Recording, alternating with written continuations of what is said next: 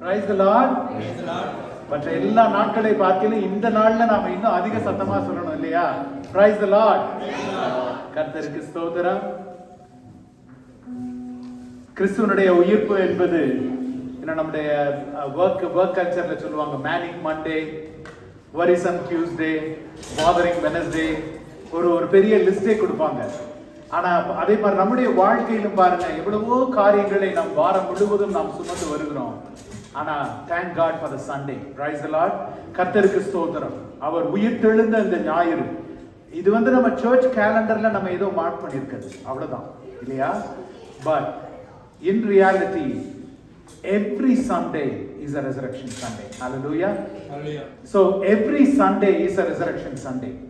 Every time we come to the church to worship and worship him, அவர் எனக்காய் இந்த உலகத்துல வந்தார் என்பதற்காய் மாத்திரமல்ல, அவர் ஜீவனை தந்தார் என்பதற்காய் மாத்திரமல்ல. நான் எப்போதுமே சொல்லுவேன், இயேசுவானவர் உலகத்திற்கு வந்து அவர் செய்த அத்தனை அற்புதங்களையும் செய்து தன்னுடைய ஜீவனை கொடுத்து எல்லாவற்றையும் செய்து முடித்து உயிர்த்தெழுதல் என்கிற ஒரு காரியம் மட்டும் இல்லைன்னா our faith is in vain. Pavul அப்போஸ்தலர் அழகாய் சொல்லுவார், கிறிஸ்து மரித்தோரிலிருந்து உயிர்த்தெழாவிட்டால் எங்களுடைய பிரசங்கமும் வீண், உங்களுடைய விசுவாசமும் வீண். அதனால the very reason we celebrate, the very reason we are called the Christians is because of this Sunday. அதனால தான் சொல்லுவாங்க, whatever the world brings you during the week, always believe there is a Sunday. There is a Sunday that's coming. ஒரு ஞாயிறு நமக்கு உண்டு. நம் தேவன் உயிர்த்தெழுந்த அந்த நாள் நமக்கு உண்டு. அதனால இந்த வேளையில நம்ம இந்த நாள்ல நமக்கு ஆராதிக்க கூடி வந்திருக்கிற வேளையில ஜெபத்தோடு கர்த்தருடைய பாதத்துல கர்த்தருடைய சமூகத்துல நாம் இந்த வேளையில கடந்து வருவோம். ஸ்தோத்திரிக்கிறோம் அப்பா தகப்பனே, உம்மை நன்றியோடு நாங்கள் உம்மை துதிக்கிறோம், உம்மை ஸ்தோத்திரிக்கிறோம் ராஜா. ஆண்டவரே கர்த்தாவே, இந்த உயிர்த்தெழுந்த ஆண்டவரே அப்பா அந்த நாளை கொண்டாடுகிற இந்த வேளையில நம்முடைய சமூகத்துல கடந்து வந்திருக்கிறோம் ஐயா. ஆண்டவரே நாங்கள் கர்த்தரை தொழுது கொள்கிற போதெல்லாம் அப்பா அவரை மிகவும் சமீபமாய் பெற்ற வேறே பெரிய ஜாதி எது என்று சொல்லி எழுதியிருக்கிறதே. நாங்கள் உண்மை தொழுது கொள்கிற போதெல்லாம் ஆண்டவரை கர்த்தரை எங்களுக்கு சமீபமா இருக்கிறீங்களே, அதுக்காய் ஸ்தோத்திரம் நன்றி செலுத்துறோம் அப்பா. இதோ மரித்தேன் ஆனாலும் சதா காலத்துல நான் உயிரோடு இருக்கிறேன்னு சொன்ன தேவனே, நாங்கள் உண்மை ஆராதனை செய்கிறோம் ஐயா. நீர் மரித்தும் பிழைத்தும் உயிர்த்துமானவர் அப்பா. ஆண்டவரை மரணத்தை ஜெயமாய் விழுங்கிட்டீர் அப்பா. ஆண்டவரே நாங்கள் உம்மை துதிக்கிறோம், உம்மை ஸ்தோத்திரிக்கிறோம், நன்றி செலுத்துகிறோம் ஐயா. ஆண்டவரே அப்பா எங்கள் மீட்பர் நீர் உயிரோடு இருக்கிறீர் அப்பா. கடைசி நாளில் பூமியின் மேல வந்து நிற்பீர் என்று சொல்லி அப்பா நான் அறிந்திருக்கிறேன் என்று சொல்லி அப்பா யோபு சொன்னது போல நாங்களும் விசுவாசமாக நாங்கள் அறிக்கை இடுகிறோம். ஆமா ஆண்டவரே எங்கள் மீட்பர் நீர் உயிரோடு இருக்கிறீர். ஆண்டவரை கடைசி நாளில் அப்பா பூமிக்கு மேல வந்து நீங்க நிற்க போறீங்களா அப்பா, அதற்காக உமக்கு நாங்க நன்றி செலுத்துகிறோம். உம்மை நன்றியோடு நாங்கள் உம்மை துதிக்கிறோம், உம்மை ஸ்தோத்திரிக்கிறோம், நன்றி செலுத்துகிறோம் அப்பா. ஆண்டவரே கர்த்தாவே, ஆண்டவரே இந்த வேளையில கர்த்தருடைய உயிர்த்தெழுந்த வல்லமை ஆண்டவரே இந்த இடத்துல கிரியை செய்யும்படியா நாங்க ஜெபிக்கிறோம். ஆராதனை வேளை ஆண்டவரே கர்த்தரை ஆசீர்வதிப்பீராக. உம்முடைய மகிமையின் பிரசன்னத்தினால் இந்த இடத்தை நிரப்பும்படியா நாங்க ஜெபிக்கிறோம். ஆண்டவரே கர்த்தரையோட வல்லமை நாடுகள் நித்தமும் அவருடைய சமூகத்தை தேடுங்கள் என்று சொல்லி எழுதியிருக்கிறது அப்பா. ஆண்டவரே கர்த்தரை கம்பீரமாக பாடி எங்கள் ரட்சணியை கண்மலை சங்கீர்த்தனம் பண்ண கர்த்தர் எங்களுக்கு கிருபை கொடுக்கும்படியா நாங்கள் ஜெபிக்கிறோம். நீரே மகிமைப்படுவீராக. ஆண்டவரை துவக்கம் முதல் முடிவு வரைக்கும் ஆண்டவரை ஆவியானவர் அப்பா நீர் ஆளுகை செய்யும்படியா நாங்கள் ஜெபிக்கிறோம். நீர் பெருகவும் நாங்கள் சிறுக வேண்டாப்பா. எங்களை தாழ்த்துக்கிறோம், நாங்களை உயர்த்துகிறோம். மீட்பரும் ரட்சகரும் ஆகிய இயேசுவின் மூலம் ஜெபிக்கிறோம் நல்ல பிதாவே, ஆமென் ஆமென். அப்படியே எழுமி நிற்கலாம். ஹல்லேலூயா. எத்தனை பேர் சந்தோஷமா இருக்கீங்க? ஆமென் ஆமென். ஹல்லேலூயா. கொஞ்சம் பக்கத்துல இருக்கிறவங்களை பார்த்து ஒரு விஷ் பண்ணுங்க, ஒரு ஸ்மைல் கொடுங்க, மிஸ் பண்ணுங்க. யாருமே சொல்ல மாட்டேங்கிறீங்களே. Praise the Lord. இன்றைக்கு நம்ம கர்த்தர் ஜீவிக்கிறார். ஆமென். எத்தனை பேர் ஆமென் சொல்ல முடியும்? ஆமென். இன்றைக்கும் உயிரோடு இருக்கிறார். ஆமென். என்னதான் ஈஸ்டர் நம்ம செலிப்ரேட் பண்ணலாம், டெய்லி நம்ம செலிப்ரேட் பண்ண வேண்டிய விஷயம் இல்ல? ஹல்லேலூயா. ஆமென். ஹல்லேலூயா. ஹல்லேலூயா. நம்ம அதே கர்த்தர் உயிரோடு இருக்கிறார் அந்த விசுவாசத்தோட அந்த நம்பிக்கையோட நம்ம தொடர்ந்து இந்த ஆராதனை செய்வோம். முழு மனதோடு முழு விருத்தோடும் நம்ம கர்த்தரை தொழுது கொள்வோம். கர்த்தர் பெரிய காரியங்களை செய்வார். ஆமென். ஹல்லேலூயா. ஹல்லேலூயா.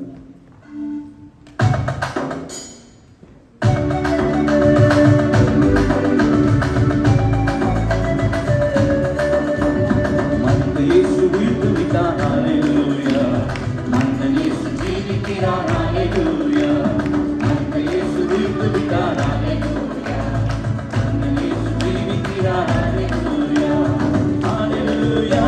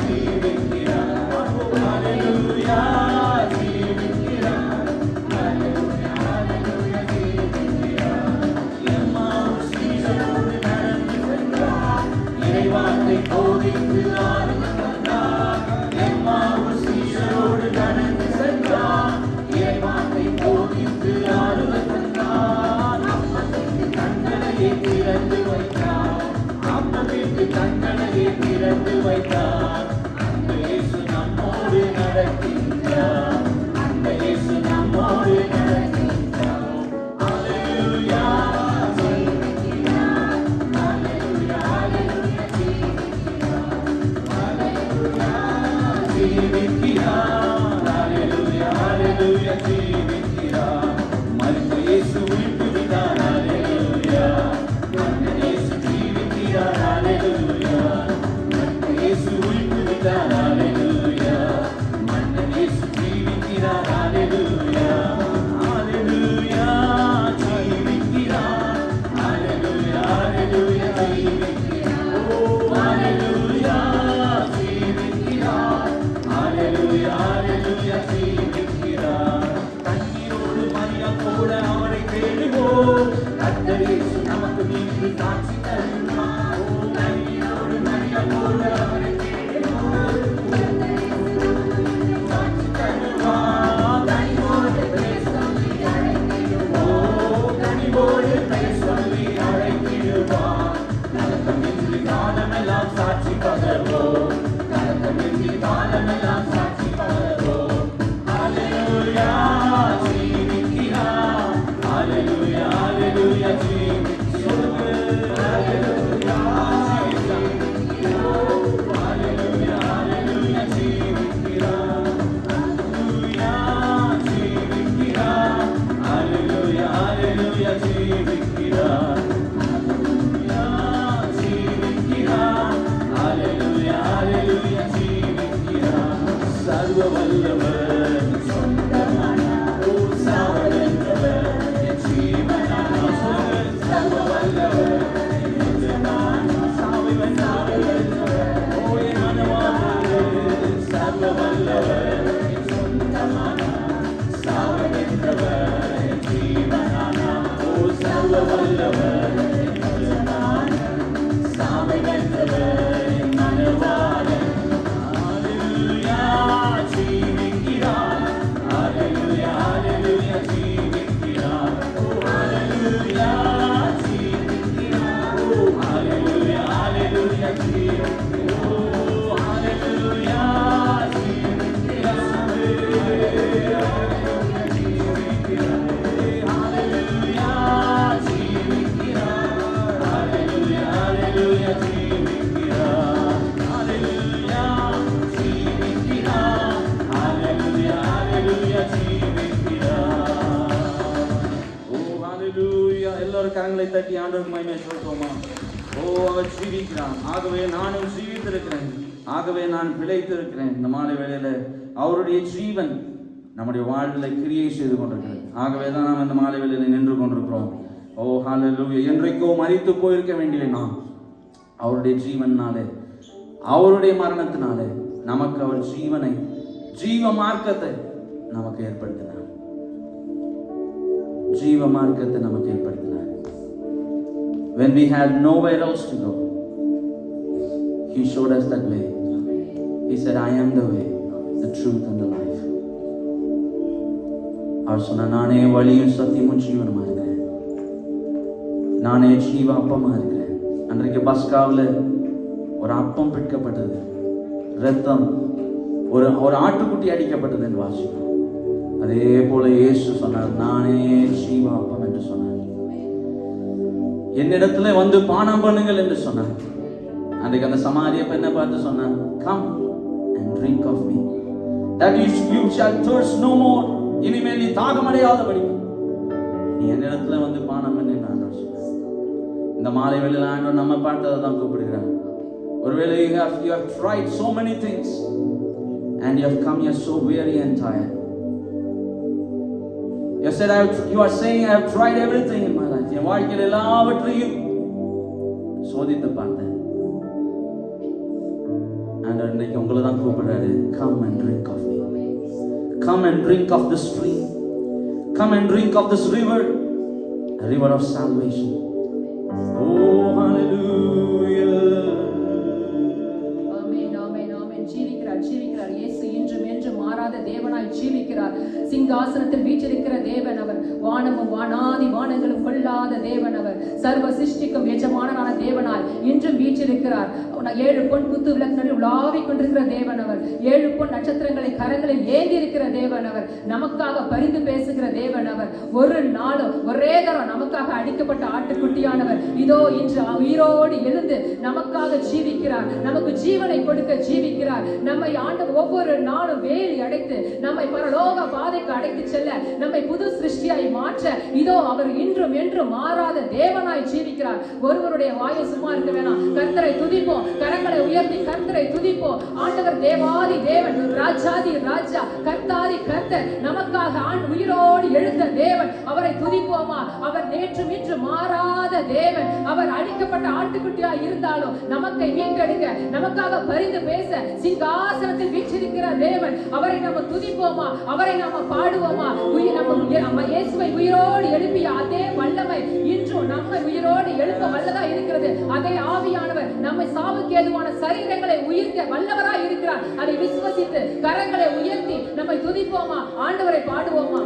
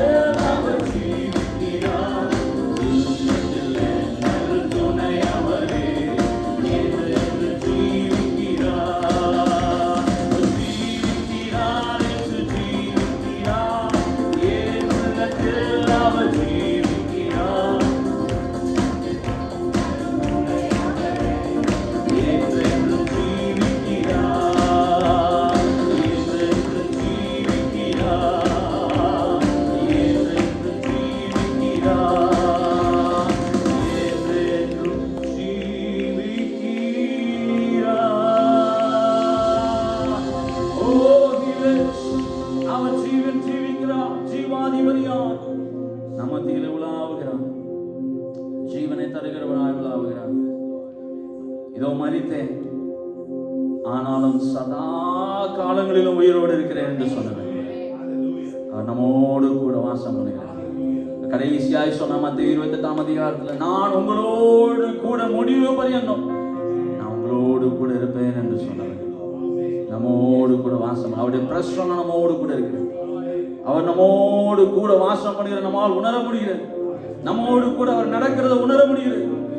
இந்த மாலை வேளையில் அவருடைய சமூகத்தில் நம்ம தாழ்த்தி அப்படியே ஆண்டவருடைய கருத்தில் ஒப்பு கொடுப்போம். முடிவு பரியந்தமும் சதா காலங்களிலும் நம்மளோடு இருக்கிற அந்த தேவன், சிலுவையிலே நமக்காய் ரத்தம் சிந்தி நம்மை மீட்டெடுத்த அந்த தேவன், பாவ சாப ரோகங்களையும் ஜெயித்து எழும்பின அந்த தேவன், உங்களுடைய கடந்த காலத்திற்காக மட்டுமல்ல, நிகழ்காலத்திற்காக மட்டுமல்ல, உங்களுடைய ஃபியூச்சருக்காகவும் இனி நடக்க போகும் எல்லாவற்றுக்காகவும் என்னென்ன பயங்கள் இன்றைக்கு தடையாய் இருக்கிறதோ, God wants to remind you, I have been in control, I am in control, Amen. I will be in control. Yes. எல்லாவற்றுக்கும் கண்ட்ரோல் இருப்பதற்கு I am still in control. உலகத்துல நிம்மதி தேடி போறவங்க எல்லாரும் இப்போ உள்ளதுக்கு எனக்கு பரிகாரம், இனி உள்ளதுக்கு நான் என்ன செய்ய போறேன், இப்போ எனக்கு ஒரு நிம்மதி அப்படின்னு தேடி போற காலங்கள் உண்டு. But our God is a God who has defeated everything on the cross for us. He has emptied everything on the grave for us. Because He holds our future. Because the death has been defeated. And if this all ஆண்டவரே, because you hold my future, Appa. Because He lives, I can face tomorrow. Because He lives, every fear is gone. Whatever is gonna come and tumble before me, everything is gone, and I am a victor. சத்தமாக ஆண்டவருக்கு இந்த பாடலை உயர கம்பீரமாய் பாடுவோமா?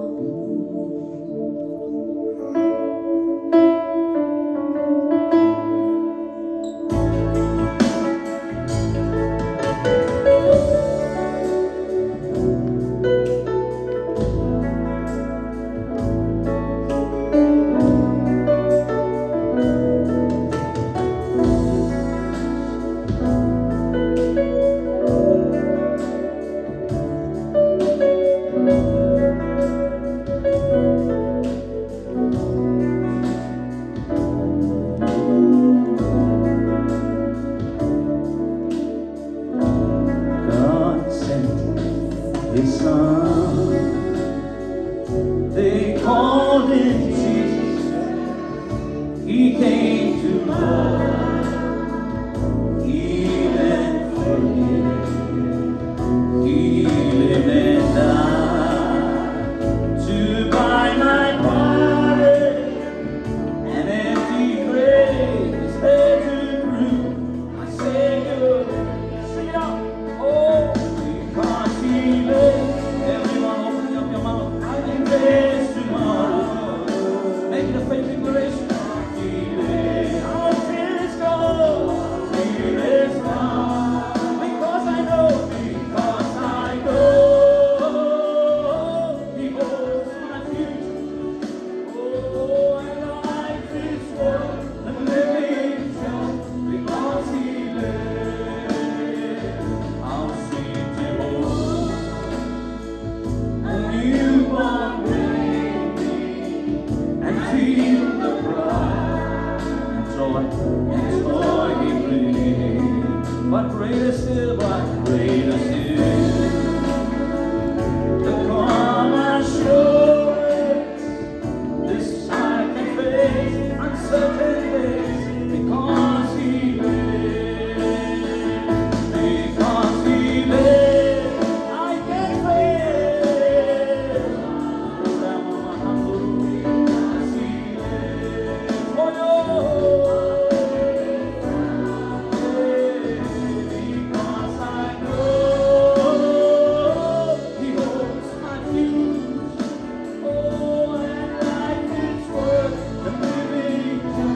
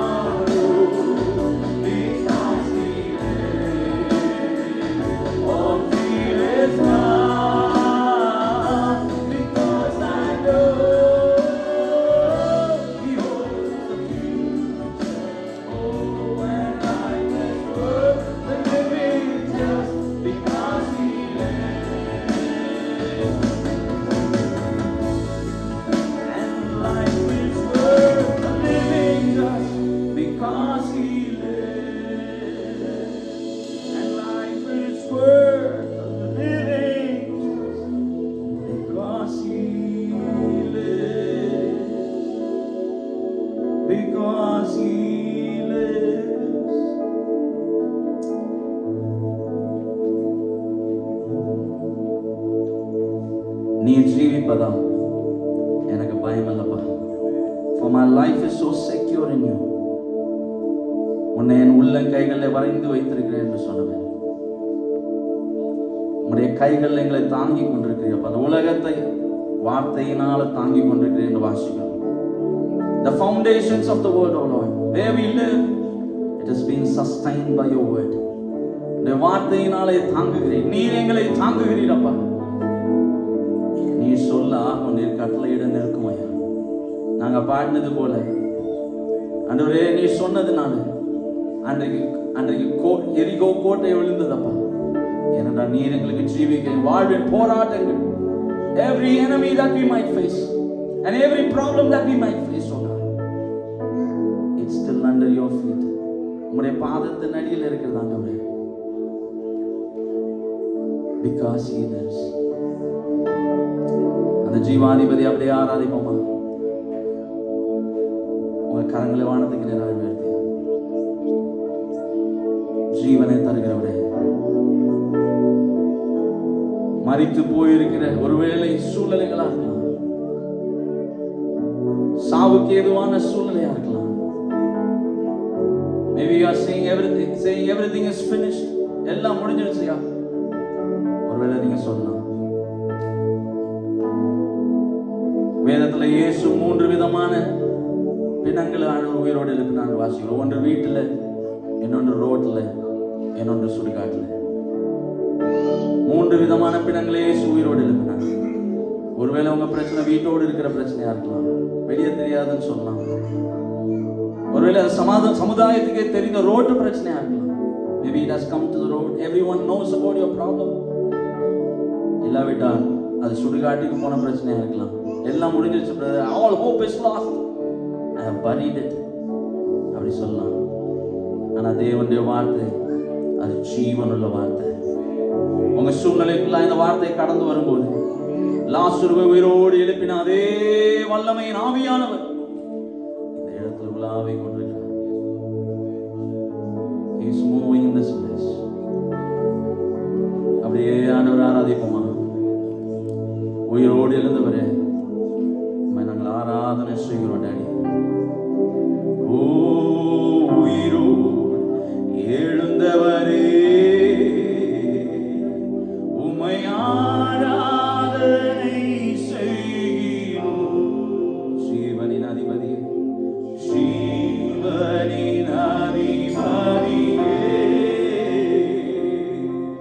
உம்மை ஆராதனை செய்கிறோம். உயிரோடு எழுந்தவரே,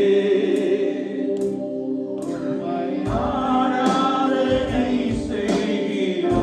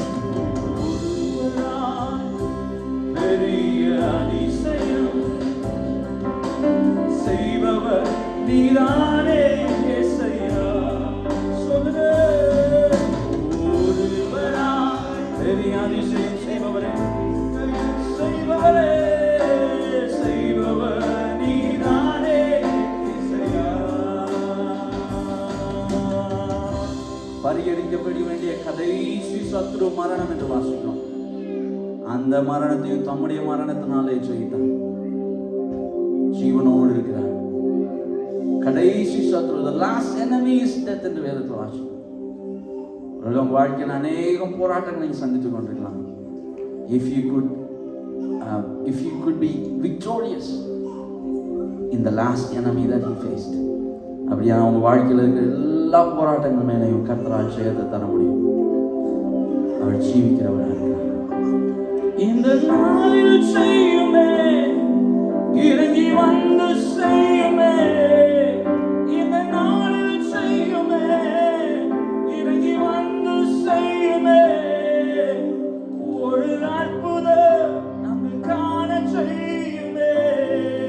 சொல்லுவோம், ஒரு அற்புதம் நம்ம காண செய்யுமே.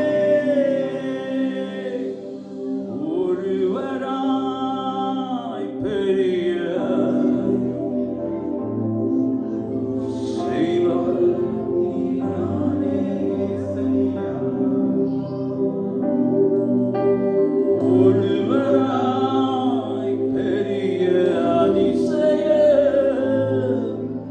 செய்பவர் நீதானே இயேசுயா. ஓ அதிசயங்கள் செய்பவரே, எல்லாரும் வாய்களை விரிவாய் திறந்து கர்த்தரை ஆராதிப்போம். அதிசயங்களை செய்பவரே, ஆளுகை செய்பவரே, உலாவுகிறவரே, ஏழு குத்து விளக்கின் மத்தியிலே உலாவினவரே, சபையின் நடுவிலே உலாவுகிறவரே, we welcome you, Holy Spirit.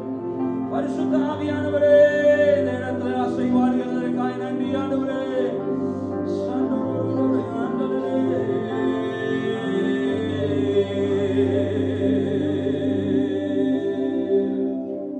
ஆமென், ஆமென். சதா காலங்களிலும் ஜீவித்திருக்கிறவர், நம்மின் அவர் உயிரோடு இருக்கிறார் என்பதை நாம் அறிவோம், நாம் அறிந்திருக்கிறோம். அவர் ஜீவனுள்ள தேவன், மரணத்தை ஜெயித்தவர், கடைசி சத்துருவை முறியடித்தவர். திடன் கொள்ளுங்கள், நான் உலகத்தை ஜெயித்தேன் என்று நமக்கு சொன்னவர் நமத்தில கடந்து வந்திருக்கிறார். அவரிடத்துல சொல்லுவோமா, என் வாழ்க்கையில ஒரு அற்புதம் செய்யுங்க ஆண்டவரே, என்னை கொண்டு ஒரு அற்புதம் செய்யுங்க ஆண்டவரே. 7 பிசாசுகள் பிடித்திருந்த மரிய மக்தலேனாளை கொண்டு நீருடைய சுவிசேஷத்தை கொண்டு செல்ல முடியும் என்றால் என்னை கொண்டும் செய்யும் ஆண்டவரே, என்னை கொண்டு செய்யும் ஆண்டவரே. நாம் பாடினோம், life is worth the living just because he lives. Do we mean it? Do we really mean it? Is our life worth the living because of our comfortable bank balance, because of our comfortable jobs, comfortable home, comfortable family? Alladu life is worth the living just because we are looking for him. அவருக்காய் காத்திருக்கிறது, அவருக்காய் வாஞ்சையோடு காத்திருக்கிறது. பவுல் அப்போஸ்தலர் அழகாய் சொல்லுகிறார், எனக்கு மாத்திரமல்ல அந்த மகிமையின் கிரீடம், எனக்கு மாத்திரமல்ல அந்த நீதியின் கிரீடம், எனக்கு மாத்திரமல்ல, அவருடைய வருகையை ஆவலோடு வாஞ்சையோடு எதிர்நோக்கி காத்திருக்கிற ஒவ்வொருவருக்கும் என்று அவர் நிச்சயம் கொடுத்திருக்கிறார். எதிர்நோக்கி காத்திருக்கிறோமா? அவரிடத்துல சொல்லுவோமா, daddy, my life is worth the living because you live, daddy. Not because of anything in my life, but because of your life. நன்றி ஆண்டவரே, எங்களுக்காய் மரணத்தை ருசி பார்த்தீரே. ஒரு சிறிய காரியத்தை அடுத்தவங்களுக்காக விட்டு கொடுக்கிறதுக்கு கூட நாங்க எவ்வளவு யோசிக்கிறோம், எவ்வளவு தடுமாறுகிறோம், எவ்வளவு ஈகோ எங்களுக்குள்ள ஆண்டவரே. நீர் வான பரியந்தங்களை விட்டு தேவனுக்கு சமமாய் இருக்கிறதை கொள்ளையாடின பொருளாய் எண்ணாமல் என்று வேதம் எங்களுக்கு சொல்லுகிறது. எல்லாவற்றையும் விட்டு ஆண்டவரே நீர் எங்களுக்காக இறங்கி வந்தீர். Even at the most agonizing moment on the cross, I was on your mind. Everyone standing here was on your mind. நன்றி ஆண்டவரே. ஜீவனின் அதிபதி நீர். ஜீவனை கொடுக்கவும் அதை எடுக்கவும் உமக்கு அதிகாரம் உண்டு ஆண்டவரே. நாங்கள் பிழைத்து கிடப்பது உடைய சுத்த கிருபை. ஹalleluya, ஹalleluya. நாசியில சுவாசம் உள்ள மனுஷனை நம்புகிறதற்கே மாத்திரம் எங்கள் ஆவி, ஆத்துமா, சரீர, சிந்தை சகலத்தை உம்மை நோக்கி திரும்பும். உமக்கே சகல துதி கன மகிமை எல்லாமே குறித்தாகுக. மீதமுள்ள ஆராதனை வேளையை நீர் பொறுப்பெடுத்துக் கொள்ளும். இயேசுவின் வல்லமையுள்ள நாமத்தில் ஜெபிக்கிறோம் ஜீவனுள்ள நல்ல பிதாவே. ஆமென், ஆமென், ஆமென். என்னெல்லாம் Praise the Lord. Welcome you all in the name of Jesus Christ. In the Varthal announcement, in the Varam Friday we have a night prayer at Joseph Jivida's home, evening 8 o'clock, and that is one announcement. 26th அன்னைக்கு ஜெம்ஸோட meeting வந்து டாலஸ்ல நடக்குது. So I think Uncle Augustine is coming there. So I request every one of you to come and participate. I encourage you to come and participate. அதில் ஒரு QR code கொடுத்துருக்காங்க. அந்த QR code நீங்கள் register பண்ணிடுங்க so that it is better for them to arrange the logistics and all stuffs. It's morning like 10:30 starts and evening 3:30 it ends. They are providing lunch as well and kids support as well. So if you can register, they can plan accordingly for all those things. Okay, thank you. And இந்த வாரத்தில் birthdays and anniversaries யாராவது நீங்கன்னா ஃப்ரெண்டில் வாங்க. April 20th to 26th. Thank you. Other announcement, just one thing to follow up. Robin announce பண்ணதுபடி ஜெம்ஸோட August Jayakumar uncle last year நம்ம அங்கே எங்கே arrange பண்ணியிருந்தோம். But this year it's not in Austin but it's in Dallas ஆக்சுவலாக. If you register that will help to plan for the logistics எல்லாம். ஏற்கனவே 2 குடும்பங்கள் அதை குறித்து என்கொயர் பண்ணியிருந்தீங்க. நான் I gave you the details. Also நான் அந்த ஃப்ளையரையும் நான் நம்மளுடைய சர்ச் குரூப்பில் நான் போஸ்ட் பண்ணியிருந்தேன். ஐ post it again tomorrow the same flyer. Please register and encourage you to really attend. ஒரு ஊழியக்காரர் அவரை குறித்து சொல்லும்போது சொன்னார், he is the Moses of India, he is the Abraham of India. That's how he said. So உங்களுடைய if it is possible for you, I encourage you highly to attend Jim's meeting actually. And then second thing I wanted to also add to the announcement is that May 18th is baptism service. May first week பண்ணலான்னு இருந்தோம். There are some logistical challenges with the church actually. அதனால May 18th will be our baptism service. அதனால ஞானசானம் எடுக்க விரும்புகிறவர்கள் any one of us here, please reach out and talk to us and we'll meet with you. உங்களோட பேசி அதனுடைய அர்த்தத்தை அறிந்து உணர்ந்து அதை எடுக்கிறவர்களா இருக்கணும். சும்மா ஒரு சடங்காய் அதை நம்ம எடுக்கிறது இல்லை. எல்லாரும் எடுக்கிறாங்க, நான் எடுக்கிறேன், சர்ச்சில் சொல்றாங்க அதனால நான் எடுக்கிறேன் என்கிறதுனால அல்ல. இருதயத்தில் ஒரு உணர்வுள்ளவர்களாய் அதை நாம் எடுக்கணும். கீழ்ப்படிதலின் முதல் அடையாளம் அதுதான். சரியா? அதனால encourage you highly and May 18th keep it in prayer. If anyone wants to take baptism, definitely reach out. Right?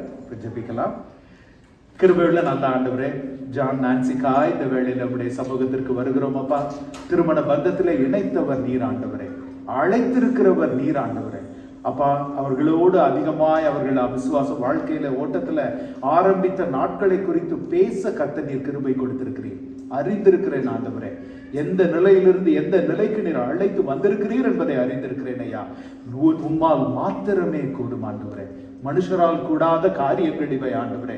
கர்த்தாவை இதுவரை நடத்தி வந்த நீர் எபினேசர், இனிமேலும் அவர்களுடைய வாழ்வில நீர் தொடர்ந்து கரம் பிடித்து நடத்தும்படிக்காய் ஜெபிக்கிறோம். அழைத்தவர் நீர் உண்மையுள்ளவர் ஐயா. தகப்பனை எவ்வளவோ இடைஞ்சல்கள், இடையூறுகள், சஞ்சலங்களுக்கு மத்தியிலும் ஆண்டவரே கர்த்தர் நீர் தெரிந்து கொண்டவர்களை அப்பா நீர் அபிஷேகித்தவர்களை நீர் அழைத்து ஆசீர்வதித்திருக்கிறீர். இந்த நாளில பிள்ளைகளை நாங்கள் மனமாற நாங்கள் ஆசீர்வதிக்கிறோம் ஆண்டவரே. பிள்ளைகள் வளர்ந்து பெருகும்படிக்காய் ஜெபிக்கிறோம் ஆண்டவரே. எல்லைகளை கர்த்தர் விரிவாக்குவீராக. யாபேசின் ஜெபத்தை சொல்லி ஜெபிக்கிறோம். தேவரே பிள்ளைகளை ஆசீர்வதித்து அவர்கள் எல்லைகளை பெரிதாக்கி உமது கரம் அவர்களோடு இருந்து தீங்கு அவர்களை துக்கப்படுத்தாதபடிக்கு அதற்கு அவர்களை விலக்கி காத்துக்கொள்ளும்படிக்காய் ஜெபிக்கிறோம். கென்னியை கூட உடைய கரத்தில் நாங்கள் ஒப்புக் கொடுக்கிறோம். ஒரு குடும்பமாய் இவர்கள் கர்த்தருக்கென்று கொண்டிருக்கிற வைராகியத்தை கர்த்தர் அறிந்திருக்கிறேன். அந்த அன்பின் பிரயாசத்தின் பலன்களை 30, 60, 100 அவர்கள் வாழ்விலே நீர் செய்யும்படிக்காய் உம்முடைய கரத்தில் ஒப்புக் கொடுக்கிறோம். நீர் ஒருவருக்கும் கடனாளி அல்ல. அந்த அன்பின் பிரயாசத்தின் பலன்களை நீர் கொடுக்கும்படிக்காய் நாங்கள் ஒரு குடும்பமாய், சபையாகிய குடும்பமாய் ஆசீர்வதித்து ஜெபிக்கிறோம். இயேசுவின் மூலம் ஜெபிக்கிறோம் நல்ல பிதாவே. ஆமென், ஆமென்.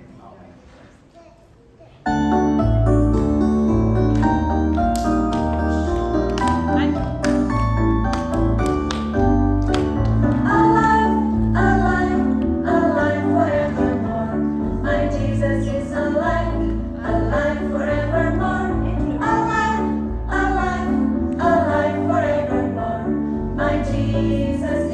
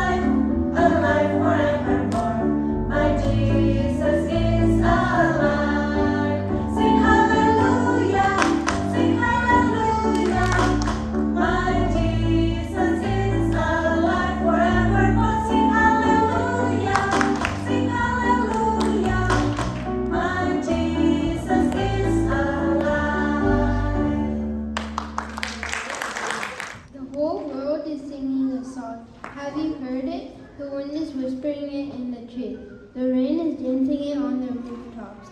The whole of creation is singing it out together. God loves us. He made us. He is very pleased with us. It's the song that has been sung since the beginning. The song God created everything in His world to sing. It's the song without words. It's the song you are created to sing too. We forgot our song long ago when we turned and ran away from God. But Jesus has come back to bring us home to God and give us back our song. So go on and sing your song. Shout with joy to the Lord. All the earth come before Him. Singing with joy, He made us and we are His. Psalm 101 to 3. Thank you.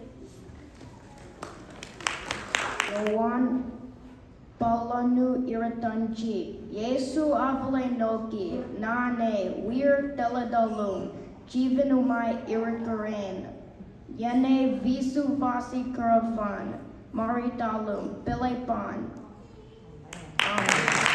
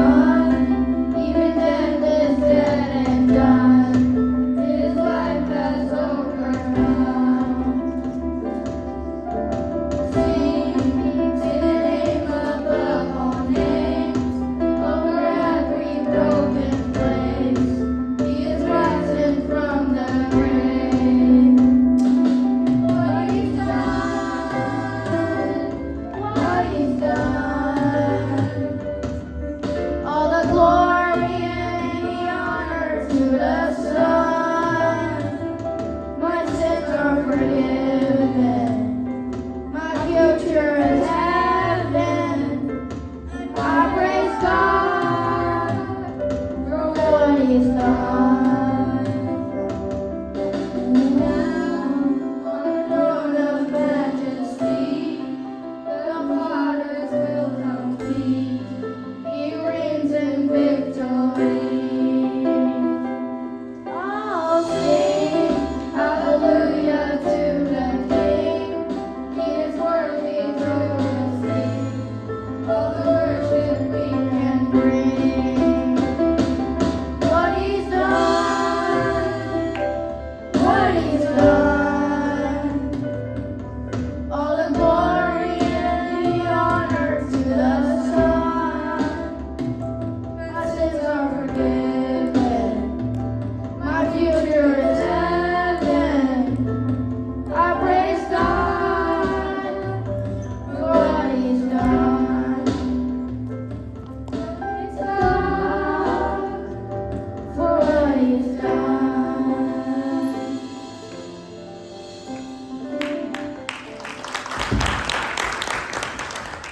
எல்லாம் கரங்களை தட்டி எவ்வளோ இதுக்கு பின்னாடி efforts போயிருக்குன்னு தெரியுமா? So thank you for all the Sunday school ministry teachers, kingdom kids. They are prepared, they are fed every single week with the heavenly manna. அதனால கர்த்தருக்கு ஸ்தோத்திரம். பிள்ளைகளை அது ஒரு இன்ட்ரெஸ்டா ஒரு வாஞ்சையோடு எடுத்து அதை செய்கிற அந்த கிருபைக்காய் ஸ்தோத்திரம்.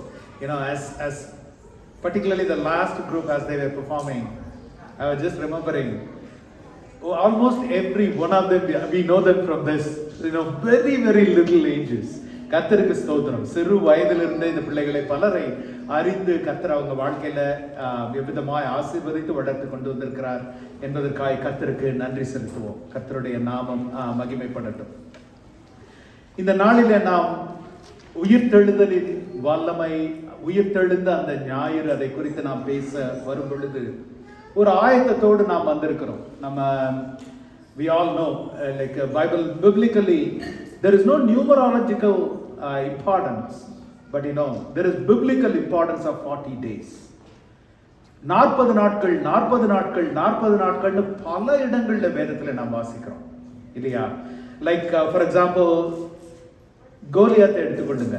40 நாள் இரவும் பகலும் he is taunting the armies of Israel. 40 நாட்கள், 40 days and nights, he was really blaspheming God. He was taunting the Israelites and everything like that. 40 நாட்கள். நாம் அதை 1 சாமுவேல் 17வது அதிகாரத்துல வாசிக்கிறோம். நோவாவுடைய குடும்பமும் பேழைக்குள்ளே சென்ற பிறகு 40 நாள் இரவும் பகலும் மழை நிற்காமல் பெய்தது என்று வாசிக்கிறோம் வேதத்துல. நாம் அதை ஆதியாகமம் 7வது அதிகாரத்துல வாசிக்கிறோம். 40 days of night and day torrential rain. யாத்திராகமம் 14வது அதிகாரத்துல வாசிக்கிறோம். 40 நாள் மோசே உபவாசம் இருந்து சீனாய் மலையில தேவனுக்காய் காத்திருந்து பெற்றுக்கொள்ளுகிறார், நியாயப்பிரமாணத்தை பெற்றுக்கொள்ளுகிறார். அதே போல யோனா 40 நாட்கள் இரவும் பகலும் சுவிசேஷத்தை, அந்த நாட்களின் சுவிசேஷத்தை, மனம் திரும்புங்கள், இன்னும் 40 நாட்களில இந்த பட்டணம் முழுவதும் அழிக்கப்பட போகிறது, கர்த்தர் அழிக்க போகிறார். 40 days and nights prophet Jonah preached to the city of Nineveh. அதே மாதிரி பாருங்க, எலியா ரொம்ப தன்னுடைய வாழ்க்கையில I am no better than my ancestors, ஆனால் தேவனாலே காகங்கள் எலியாவை போஷித்தது என்று நாம் வாசிக்கிறோம். அவ்விதமாய் போஷிக்கப்பட்ட பிறகு 40 நாள் பயணம் பண்ணி ஓரேபு மலைக்கு எலியா வந்து சேர்ந்த பொழுது he comes to Mount Horeb where he hears the word of God, voice of God. தேவனுடைய வார்த்தையை, தேவனுடைய சத்தத்தை, அந்த மெல்லிய சத்தத்தை எலியா அந்த இடத்துல கேட்கிறார். ஆபிரகாமுடைய வாழ்க்கையை யோசிச்சு பாருங்க. 120 வருடங்களை தேவன் சரியாய் 40 வருடங்களாய் தேவன் பிரித்திருந்தார். முதல் 40 ஆண்டு காலம் ராஜ்ய பாரத்தை கொடுத்தார். அடுத்த 40 ஆண்டு காலம் தரித்திரனாய் மாற்றி தன்னுடைய he was tending to the sheep and cattle in his father-in-law's house in a desert, in a Midian desert. 40 வருடம். அடுத்த 40 வருடம் எப்போ மோசே, இதை குறித்து நான் முன்னம் ஒரு பிரசங்கத்துல சொல்லியிருக்கேன், எந்த நிலையிலே மோசே தன்னை தகுதியுள்ளவன் என்று எண்ணினானோ அந்த நிலையில தேவன் அவனை தகுதியற்றவனா ஆக்கினார். எந்த நிலையில மோசே தன்னை தகுதியற்றவன் என்று எண்ணினானோ தேவன் சொன்னாரு, now only you are ready for me to be used. 40 பகுதிகளாய் எல்லாவற்றுக்கும் மேலாய் கடைசியாய் இன்று நாம் பார்க்கிறது, இயேசுவானவர் தன்னுடைய ஊழியத்தை ஆரம்பிக்கிறதற்கு முன்பாய் ஞானஸ்தானத்துக்கு அடுத்து இதை குறித்து சென்ற வாரங்களில் பிரசங்கித்தேன். அந்த மகிமையான அந்த ஞானஸ்தான காட்சிக்கு அப்புறம் ஆவியானவர் அவரை வனாந்தரத்திற்கு கொண்டு செல்கிறார். 40 நாட்கள் அவர் உபவாசித்து சத்துருவோடு போரிட்டு யுத்தம் செய்த அந்த தன்னுடைய வாழ்க்கையினுடைய so there is no numerological. அதாவது சிலர் என்ன பண்ணுவாங்க, பைபிள்ல இருக்க ஒவ்வொரு நம்பர் ஒவ்வொரு வேர்டை எடுத்து அதுக்கு ஒரு அர்த்தம், 4க்கு இந்த அர்த்தம், 0க்கு இந்த அர்த்தம், இது ரெண்டையும் சேர்த்து. That's not what it means. For some reason, unknown reason, there is some significance of 40 days. எதற்காக இதை நான் சொல்லுகிறேன் என்றால், ஒரு ஆயத்தத்தோடு நாம் தேவனுடைய காரியம் எந்த காரியமா இருந்தாலும் நம்முடைய மனதுல நம்முடைய வாழ்க்கையில அதற்கு ஒரு ஆயத்தம் இருக்கும். ஏதோ அசதியாய் தேவனுடைய ஊழியத்தை செய்கிறவன் சபிக்கப்பட்டவன் என்று சொல்லப்பட்டிருக்கிறது. அதனால நம்ம ஊழியத்தை செய்கிறவன் தானே சபிக்கப்பட்டவன். அது பாஸ்டர் சொல்லியிருக்கிறது, அது மற்றவங்களுக்கு சொல்லியிருக்கிறது என்பதல்ல. நாம் ஒவ்வொருவரும் our life is a ministry. Our life is a ministry. ஒவ்வொரு நாளும் காலையிலும் அவரிடத்துல, அப்பா இன்றைக்கு உங்களுடைய ஊழியத்திற்கு நான் புறப்பட்டு செல்கிறேன், வேலைக்கு இல்லை, இன்றைக்கு நான் வேலைக்கு போயிட்டு வரேன் ஆண்டவரே, வேலைக்கு போயிட்டு வந்ததுக்கு அப்புறம் உங்க ஊழியத்தை என்ன செய்யறதுன்னு நான் உங்கள்கிட்ட கேட்டுக்கிறேன். அப்படி அல்ல. காலையில எழுப்பி நாம வேலைக்கு போறோமோ, சபைக்கு போறோமோ, இல்ல ஒரு சமூக கூடுகைக்கு போறோமோ, நம்முடைய ஜெபம் எப்படி இருக்குன்னு தெரியுமா? இன்றைக்கு எனக்கு ஜீவனை கொடுத்து இன்று உங்களுடைய ஊழியத்தை என்ன செய்ய அனுப்பி இருக்கிறீர் ஆண்டவரே, நான் என்ன ஆயத்தத்தோடு போகணும், யாருக்காய் நான் ஆயத்தப்பட்டிருக்கணும், எதற்காய் நான் ஆயத்தப்பட்டிருக்கணும். சில வேளைகளில் ஆண்டவர் சொல்லுவாரு, சத்துருவுக்காய் நீங்க ஆயத்தப்பட வேண்டியது இருக்கலாம், சத்துருவுக்காய் கூட நீங்க ஆயத்தப்பட வேண்டியது இருக்கலாம். ஆண்டவர் சொல்லலாம், இன்றைக்கு இந்த காரியத்தை குறித்து நீ எச்சரிக்கையாயிரு, கவனமாயிரு என்று. சோ அந்த ஒரு ஆயத்தத்தோடு கர்த்தருடைய சமூகத்திற்கு நாம் வரும் பொழுது பாருங்க, அதுல ஒரு விசேஷமான ஒரு ஆசீர்வாதம் அதுல உண்டு. தேவன் தன்னுடைய most significant work of his life, the resurrection. ஆராதனையின் ஆரம்பத்தில் நான் சொன்னது போல, இயேசு இந்த உலகத்துல மனுஷனாய் பிறந்து சகல அற்புதங்களையும் செய்து சீஷர்களை தெரிந்து கொண்டு எல்லா தண்ணீரை ரசமாக்கி எல்லா மரித்தவரை உயிரோடு எழுப்பி எல்லா காரியங்களையும் முடித்து ஈவன் சிலுவையிலே கூட மரித்து அதோட கதை முடிஞ்சிருச்சுன்னு வச்சுக்கோங்க. இன்றைக்கு நாம யாருமே இங்க உட்கார்ந்துருக்க மாட்டோம் இல்லையா? there is no point. அவர் வந்தாரு எல்லார போலவும், உலகத்துல தேவர்கள் என்று தங்களை சொல்லிக் கொள்ளுகிற தேவதைகள் என்று சொல்லிக் கொள்ளுகிற எல்லார போலவும் அவர் வந்தாரு, நல்ல வாழ்க்கை வாழ்ந்தாரு, மரித்தாரு, போய் சேர்ந்தாரு. அதோட நம்ம போயிடுவோம். நம்ம இன்றைக்கு உட்கார்ந்து இந்த இடத்துல ஆராதித்துக் கொண்டிருக்க மாட்டோம். ஆனால் உயிரோடு எழுந்தவர் அவர் மாத்திரமே. ஹல்லேலூயா. அவர் மாத்திரமே ஜீவனோடு எழும்பினவர். There's no one else. All the gods and goddesses of the world, no one else. He didn't come as a superhero. ஏதாவது வேதத்துல பாருங்க, பல நேரங்கள்ல வேதத்தை வாசிக்கும் பொழுது இதெல்லாம் ஏன் பைபிள் எழுதி இருக்கு, விட்டுருக்கலாமே பேசாம என்று கூட இருக்கும். ஒரு எக்ஸாம்பிள், தாவீதுடைய பாவத்தை குறித்து எழுதணும்ன்றது நிச்சயமா தேவையா? That's what I mean. It is not a superhero story. It is your story and my story.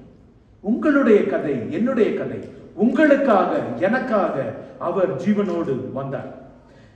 அதனால இந்த நாளில், இந்த உயிர்ப்பின் பெரு நாளில ஆஸ்டின் தமிழ்ச்சபையின் சார்பாகவும் உயிரோடு எழுந்த இயேசுவின் வல்லமையுள்ள நாமத்திலும் உங்கள் எல்லாரையும் வாழ்த்துகிறதுல அதிகமாய் சந்தோஷப்படுகிறேன். I mean, happy resurrection Sunday, joyful resurrection Sunday. And நாம் பாடினது போல, it is this Sunday that made our life worth living. நாம் ஜீவனோடு வாழ்கிறதற்கு, if there is a reason, if there is a purpose, if there is a hope, it is because of this Sunday. Not only this Sunday, every Sunday. ஏன்னா இன்றைக்கு உயிர்ப்பு ஞாயிறு என்பது சபைக்கு சொன்னது. ஒவ்வொரு ஞாயிற்றுக்கிழமையும் நாம் கூடி வரும் பொழுது அந்த உயிர்த்தெழுந்த இயேசுவிடத்துல வருகிறோம். மரித்து போன, கடந்த காலத்திற்கு ஒப்பு கொடுக்கப்பட்ட, ஏதோ ஒரு நாளிலே நல்ல வாழ்க்கை வாழ்ந்து ஒவ்வொரு ஜீவனோடு இருக்கிற தேவனை நாம் ஆராதிக்க வந்திருக்கிறோம். எல்லாரும் குரலை உயர்த்தி ஒரு அல்லேலூயா சொல்லுவோமா? ஹல்லேலூயா. ஏனென்றால் அவர் ஜீவித்திருக்கிறதுனால நாம் ஜீவித்திருக்கிறோம். அதுதான் நமக்கு நிச்சயம். இப்போ இன்றைக்கு செய்தியினுடைய தலைப்பு, resurrection and return in hindsight. Hindsight na enna நமக்கே தெரியும். சொல்ல முடியுமா hindsight na enna? படம் 2020 hindsight is 2020 always என்று சொல்லுவாங்க. என்ன what do they mean by it actually? எல்லாவற்றையும் பின்னாடி திரும்பி பார்க்கும்போது ரொம்ப தெளிவா இருக்கும் இல்லையா? எல்லாவற்றையும் பின்னாடி திரும்பி பார்க்கும்போது டேஸ்ட் பண்ணும்போது தான் தெரியும் உப்பு கொஞ்சம் குறைச்சு போட்டுருக்கலாம் இருக்குதா எல்லாவற்றையும் hindsight it is very easy to see things clearly and draw good decisions and good conclusions when you look back. நாம் திரும்பி பார்க்கும் பொழுது it's easy to analyse and evaluate எல்லா காரியங்களையும் திட்டமும் தெளிவுமாய் தீர்க்கமாய் ஆராய்ந்து இந்த காரியத்தை இப்படி செய்திருந்தா அது outcome would have been this different, இதை நான் செய்திருக்கலாம் அதை நான் செய்திருக்கலாம். இன்னும் perspective is a lot more clear. நாம் அந்த சூழ்நிலைகளுக்கு நடுவுல இருக்கிறதை காட்டிலும் அந்த சூழ்நிலையை கடந்து வந்த பிறகு நாம் பின்னாடி திரும்பி பார்த்தா எல்லாமே ரொம்ப தெளிவா தெரியும் இல்லையா? That's what they say hindsight is 2020. Hindsight is very very clear, very very clear. நம்முடைய நிஜ வாழ்க்கையை ஒரு விசை யோசிச்சு பார்ப்போம். எத்தனை முறை நாம் கேள்விப்பட்டிருக்கோம், எனக்கு இது முன்னாடியே தெரிஞ்சிருந்தா நான் அப்படி பேசியிருக்க மாட்டேன், எனக்கு இது முன்னாடியே தெரிஞ்சிருந்தா நான் அவர் கூட நான் பழகி இருக்கவே மாட்டேன், எனக்கு இது முன்னாடியே so many things like we say like this. ஒரு சில நேரங்கள்ல எனக்கு நான் உணர்ந்திருந்தேன், நான் இன்னும் அதிகமா நான் ஜெபித்திருப்பேன், இன்னும் அதிகமாய் நான் கொடுத்திருப்பேன், இன்னும் அதிகமாய் we hear that always. Mourning ஹவுஸ்க்கு போயிருக்கீங்களா? யாராவது ஒரு இறந்த ஒரு இல்லத்திற்கு செல்லும்போது கேட்டீங்கன்னா அவர் இன்னும் நல்லா இருந்திருக்கலாம், டாக்டர் சொல்றதை கேட்டா தானே, டாக்டர் சொல்றதை கொஞ்சமாவது கேட்டா பரவாயில்ல, இல்ல ஒரு டைம்லி மெடிக்கல் அட்டென்ஷன் அவர் எடுத்தா பரவாயில்ல. நிறைய பேர் ஸ்மைல் பண்றீங்க because you are struggling on that with your dad and mom. I know I struggle with my dad. எங்க அப்பாவை டாக்டர்கிட்ட கொண்டு போகவே முடியாது. என்ன சொன்னாலும் அவர் ஏதாவது இதுல தன்னுடைய இறுதி நாட்கள் அவர் என்ன சொல்ல ஆரம்பிச்சாரு, மனுஷனின் ஆயுசு 70, அதுக்கு பலத்தின் மிகுதினால எவ்வளவு 80, எனக்கு 84. ஏற்கனவே ஆண்டவர் 4 வருஷம் எனக்கு போனஸ் கொடுத்துட்டாரு, ஏன் என் போட்டு நொய் நொய் நொய் டாக்டர் போட்டு. This is how my dad, he knew how to answer me and shut me down. My dad always used to say that. So you go there, they say, oh அவர் இதை செய்திருந்தா இன்னும் கொஞ்ச நாள் வாழ்ந்திருக்கலாம், அது if alone நான் நான் என்னோட போனை பார்க்காம இருந்திருந்தா இந்த ஆக்சிடென்ட் எனக்கு நடந்திருக்காது. பல காரியங்கள் இவ்விதமாய் நாம் பார்க்கிறோம் ஆக்சுவலா. ஆனா the real question is hindsight is 2020. அந்த தெளிவு எதற்காக தெரியுமா? அந்த பழைய காரியங்களை ஆராய்ந்து பார்க்கிறதற்கு மாத்திரம் அல்ல, அதிலிருந்து நாம் என்ன கற்றுக்கொண்டோம் அதை குறித்து நாம் எதிர்காலத்தை எவ்விதமாய் எதிர்கொள்ள போகிறோம் என்பதுதான் முக்கியம். என்பதுதான் முக்கியம். what do we act? வெறும் கற்றுக்கொள்ளுகிறது மாத்திரமல்ல, நம்ம கற்றுக்கொண்ட விஷயங்கள் நிறைய. காலேஜ் ஹையர்ஸ் நாங்க ஓரியன்டேஷன் கொடுக்கும்போது அதான் நாங்க சொல்லுவோம் எப்பவுமே, they study a lot of things in computer science in universities. அவங்க most of what they study there they wouldn't be really applying. எத்தனை பேர் உங்களுடைய ஆப்பரேட்டிங் சிஸ்டம் டேரன்பாம் தியரியை நீங்க உங்களுடைய பிராக்டிகல் ஒர்க் என்வாயன்மெண்ட்ல நீங்க யூஸ் பண்ணிருக்கீங்க? எத்தனை பேர் உங்களுடைய பிசிக்ஸ் தியரி யூஸ் பண்ணிருக்கீங்க? It's very very rare and very very difficult. But நம்முடைய வாழ்க்கையில நாம் கற்றுக்கொள்ளுகிற காரியங்களை, குறிப்பாக ஆவிக்குரிய வாழ்க்கையில கற்றுக்கொள்ளுகிற காரியங்களை, if we don't apply it to real life, it will be only really very very simple theory. ஒரு சின்ன உதாரணம் சொல்ல பாருங்க. யோவான் 20வது அதிகாரம் 9வது வசனத்தை யாராவது எடுத்து வாசிங்கன்னா, ஆவிக்குரிய வாழ்க்கையில லேசா எனக்கு ஏதாவது பெருமை என்றாவது தலை தூட்டினா முதல் வசனம் எனக்கு நான் திரும்ப எடுத்து வாசிக்கிற ஒரு வசனம் இன்றைக்கு உயிர்த்தெழுதலை குறித்து எடுத்து வாசிக்கலாமா? யோவான் 20:9வது வசனம். அவர் மரித்தோரிலிருந்து எழுந்திருக்க வேண்டும் என்ற வேத வாக்கியத்தை அவர்கள் இன்னும் அறியாதிருந்தார்கள். எவர்களை குறித்து சொல்லி இருக்குது இந்த இடத்துல? சீஷர்களை குறித்து. அவர் மரித்தோரிலிருந்து உயிரோடு எழுந்திருக்க வேண்டும் என்கிற வேத வாக்கியத்தை சீஷர்கள் இன்னும் அறியாதிருந்தார்கள். Isn't that surprising? எத்தனை தடவை ஆண்டவர் அவங்களுக்கு சொன்னார்? Jesus told them so many times, மனுஷகுமாரன் அடிக்கப்படணும், அவர் தன் ஜீவனை கொடுக்கணும், அவர் உயிரோடு எழும்ப. நான் சொன்ன மாதிரி எனக்கு ஆவிக்குரிய வாழ்க்கையில எனக்கு கொஞ்சம் வசனம் தெரியும், எனக்கு கொஞ்சம் ஜெபிக்க தெரியும், என்ன வரும்போதெல்லாம் இதை மீண்டுமா இந்த வசனத்தை நான் நினைவுபடுத்திக் கொள்வேன். அவர்கள் அறியாது இருந்தார்கள். They did not know. The disciples who were taught by Jesus, who lived with Jesus, who were told by Jesus that he must die and he must rise again, அவங்க என்ன ஆனா அறியாதிருந்தார்கள். நம்முடைய அறிவும் நம்முடைய ஞானமும் பல நேரங்களில் அப்படி ஆயிருக்கு. we may know things, but நம்முடைய வாழ்க்கையில செயல்படாத காரியத்தினால அந்த காரியங்கள் எல்லாம் பிரயோஜனமற்று இருக்கலாம். இன்றைக்கு உயிர்ப்பின் ஞாயிறு அபுதமாய் நமக்கு ஆகிவிடக்கூடாது. பாருங்க, we live in a data saturated, data centric and data driven world. நம்ம வாழ்கிற உலகம், just as an example, every second in the world there is close to about 1.7 MB of data that's getting created. Not going too much into details. 2024ல உலகம் முழுசு generate பண்ண டேட்டாவோட total size என்ன தெரியுமா? close to 140 zettabytes. zettabytesனா ஒரு 1 போட்டு அதுக்கு மேல 21 zeros போட்டுங்க. 21 zeros போட்டுங்க. அவ்வளோ டேட்டா ஜெனரேட் பண்ணிருக்கோம். And do you know what is the projection for 2025? 180 zettabytes. ஒரு வருஷத்துல உலகம் முழுவதும் every individual எல்லாரும் ஜெனரேட் பண்ண போற அந்த data. What do we do with all this? It gives us the ability to exert influence. அதிலிருந்து நாம் கற்றுக்கொள்ளுகிற விஷயங்களை கொண்டு நான் எதிர்காலத்தை எவ்விதமாய் நான் கணிக்கலாம், எவ்விதமாய் தீர்மானிக்கலாம், எதிர்காலத்தில் இயற்கை பேரழிவுகளை எப்படி நான் சந்திக்கலாம், மக்களுக்கு வரப்போகிற பிரச்சனைகளை பல பல காரியங்கள் திட்டமிடுகிறோம். ஆனா ஏதாவது குறைஞ்சிருக்கா? How many shooting incidents have happened and how much we have learned out of it, but what has changed for the future? ஒரு நிமிஷம் யோசிச்சு பாருங்க. யோவான் 3வது அதிகாரம் John 3:16 ரொம்ப நமக்கு எல்லாருக்கும் பரிச்சயமான வசனம், மிக மிக பரிச்சயமான வசனம். அதுல அந்த வசனத்துல அழகாய் சொல்லி, for God so loved the world that he gave his only begotten son, whoever believes in his name. Do you know what that word believe really mean? நீங்கள் காமனா நீங்க நினைத்துக் கொண்டிருக்கிறதுபடி, இந்த காரியத்தை என்னுடைய I had it in my message. Praise God. It's a confirmation that the Holy Spirit is leading. இன்றைக்கு காலையில சபையில இங்க கிரேட் ஹில்ஸ்ல அதே இத குறித்து he just touched our message வேற, பட் ஆனா இதை குறித்து he touched on it. Do you know what that word believes means? Oh, நான் இயேசுவை விசுவாசிக்கிறேன், நான் அவரை விசுவாசித்ததனால நான் ரட்சித்து. Do you think that's what that word, operating word? It's not a noun. It's not a noun. It is a verb. The word that is used in Greek அந்த இடத்துல, which means it's an active work of faith. அதுதான் சொல்லப்பட்டிருக்கிறது believe. ஏன்னா இயேசுதான் ஆண்டவர் என்று விசுவாசிக்கிற எல்லாரும் ரட்சிக்கப்பட்டிருக்கிறாங்க அப்படின்னா இன்னைக்கு உலகத்துல கிட்டத்தட்ட பாதி பேர் ரட்சிக்கப்பட்டிருக்கோம். That word believe there actually வெறும் விசுவாசிக்கிறவன் மாத்திரமல்ல, தன் இன்டெலெக்சுவலா விசுவாசிக்கிறவன் மாத்திரமல்ல, தன் இருதயத்திலே விசுவாசித்து அதனாலே கிரியைகளை செய்கிறவன் அவன் தான் ரட்சிக்கப்படுவான். ஏன்னா இல்லைன்னா யோசிச்சு பாருங்களேன், ஒரு டிவி ப்ரோக்ராம் பார்த்துட்டு இருப்போம், அந்த நேரத்தில் நீங்க ஏதோ ரொம்ப கஷ்டத்துல இருப்பீங்க, ஒரு நல்ல காஸ்பல் மெசேஜ் வரும், ஒரு நல்ல செய்தி வரும், நீங்க ஒரு பிலீவரா இருக்கணும்ன்ற அவசியம் கூட இல்லை. இப்ப எல்லாரும் இந்த ஜெபத்தை சொல்லுங்க, இயேசுவானவர்களுக்கு you will believe in your heart and then do. அப்புறம் அடுத்த நாள் you will go back to your regular life. You will go back to your regular idols. You will go back to your regular thing. John 3:16 says, whosoever believes in his name. Believe-னா என்ன தெரியுமா?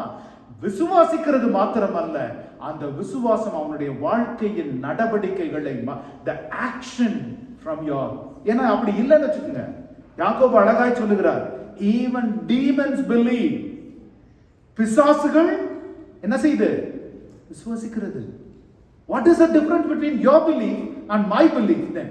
What is the difference between our belief and Satan's belief? பிசாசுகள் விசுவாசிக்கிற, demons believe.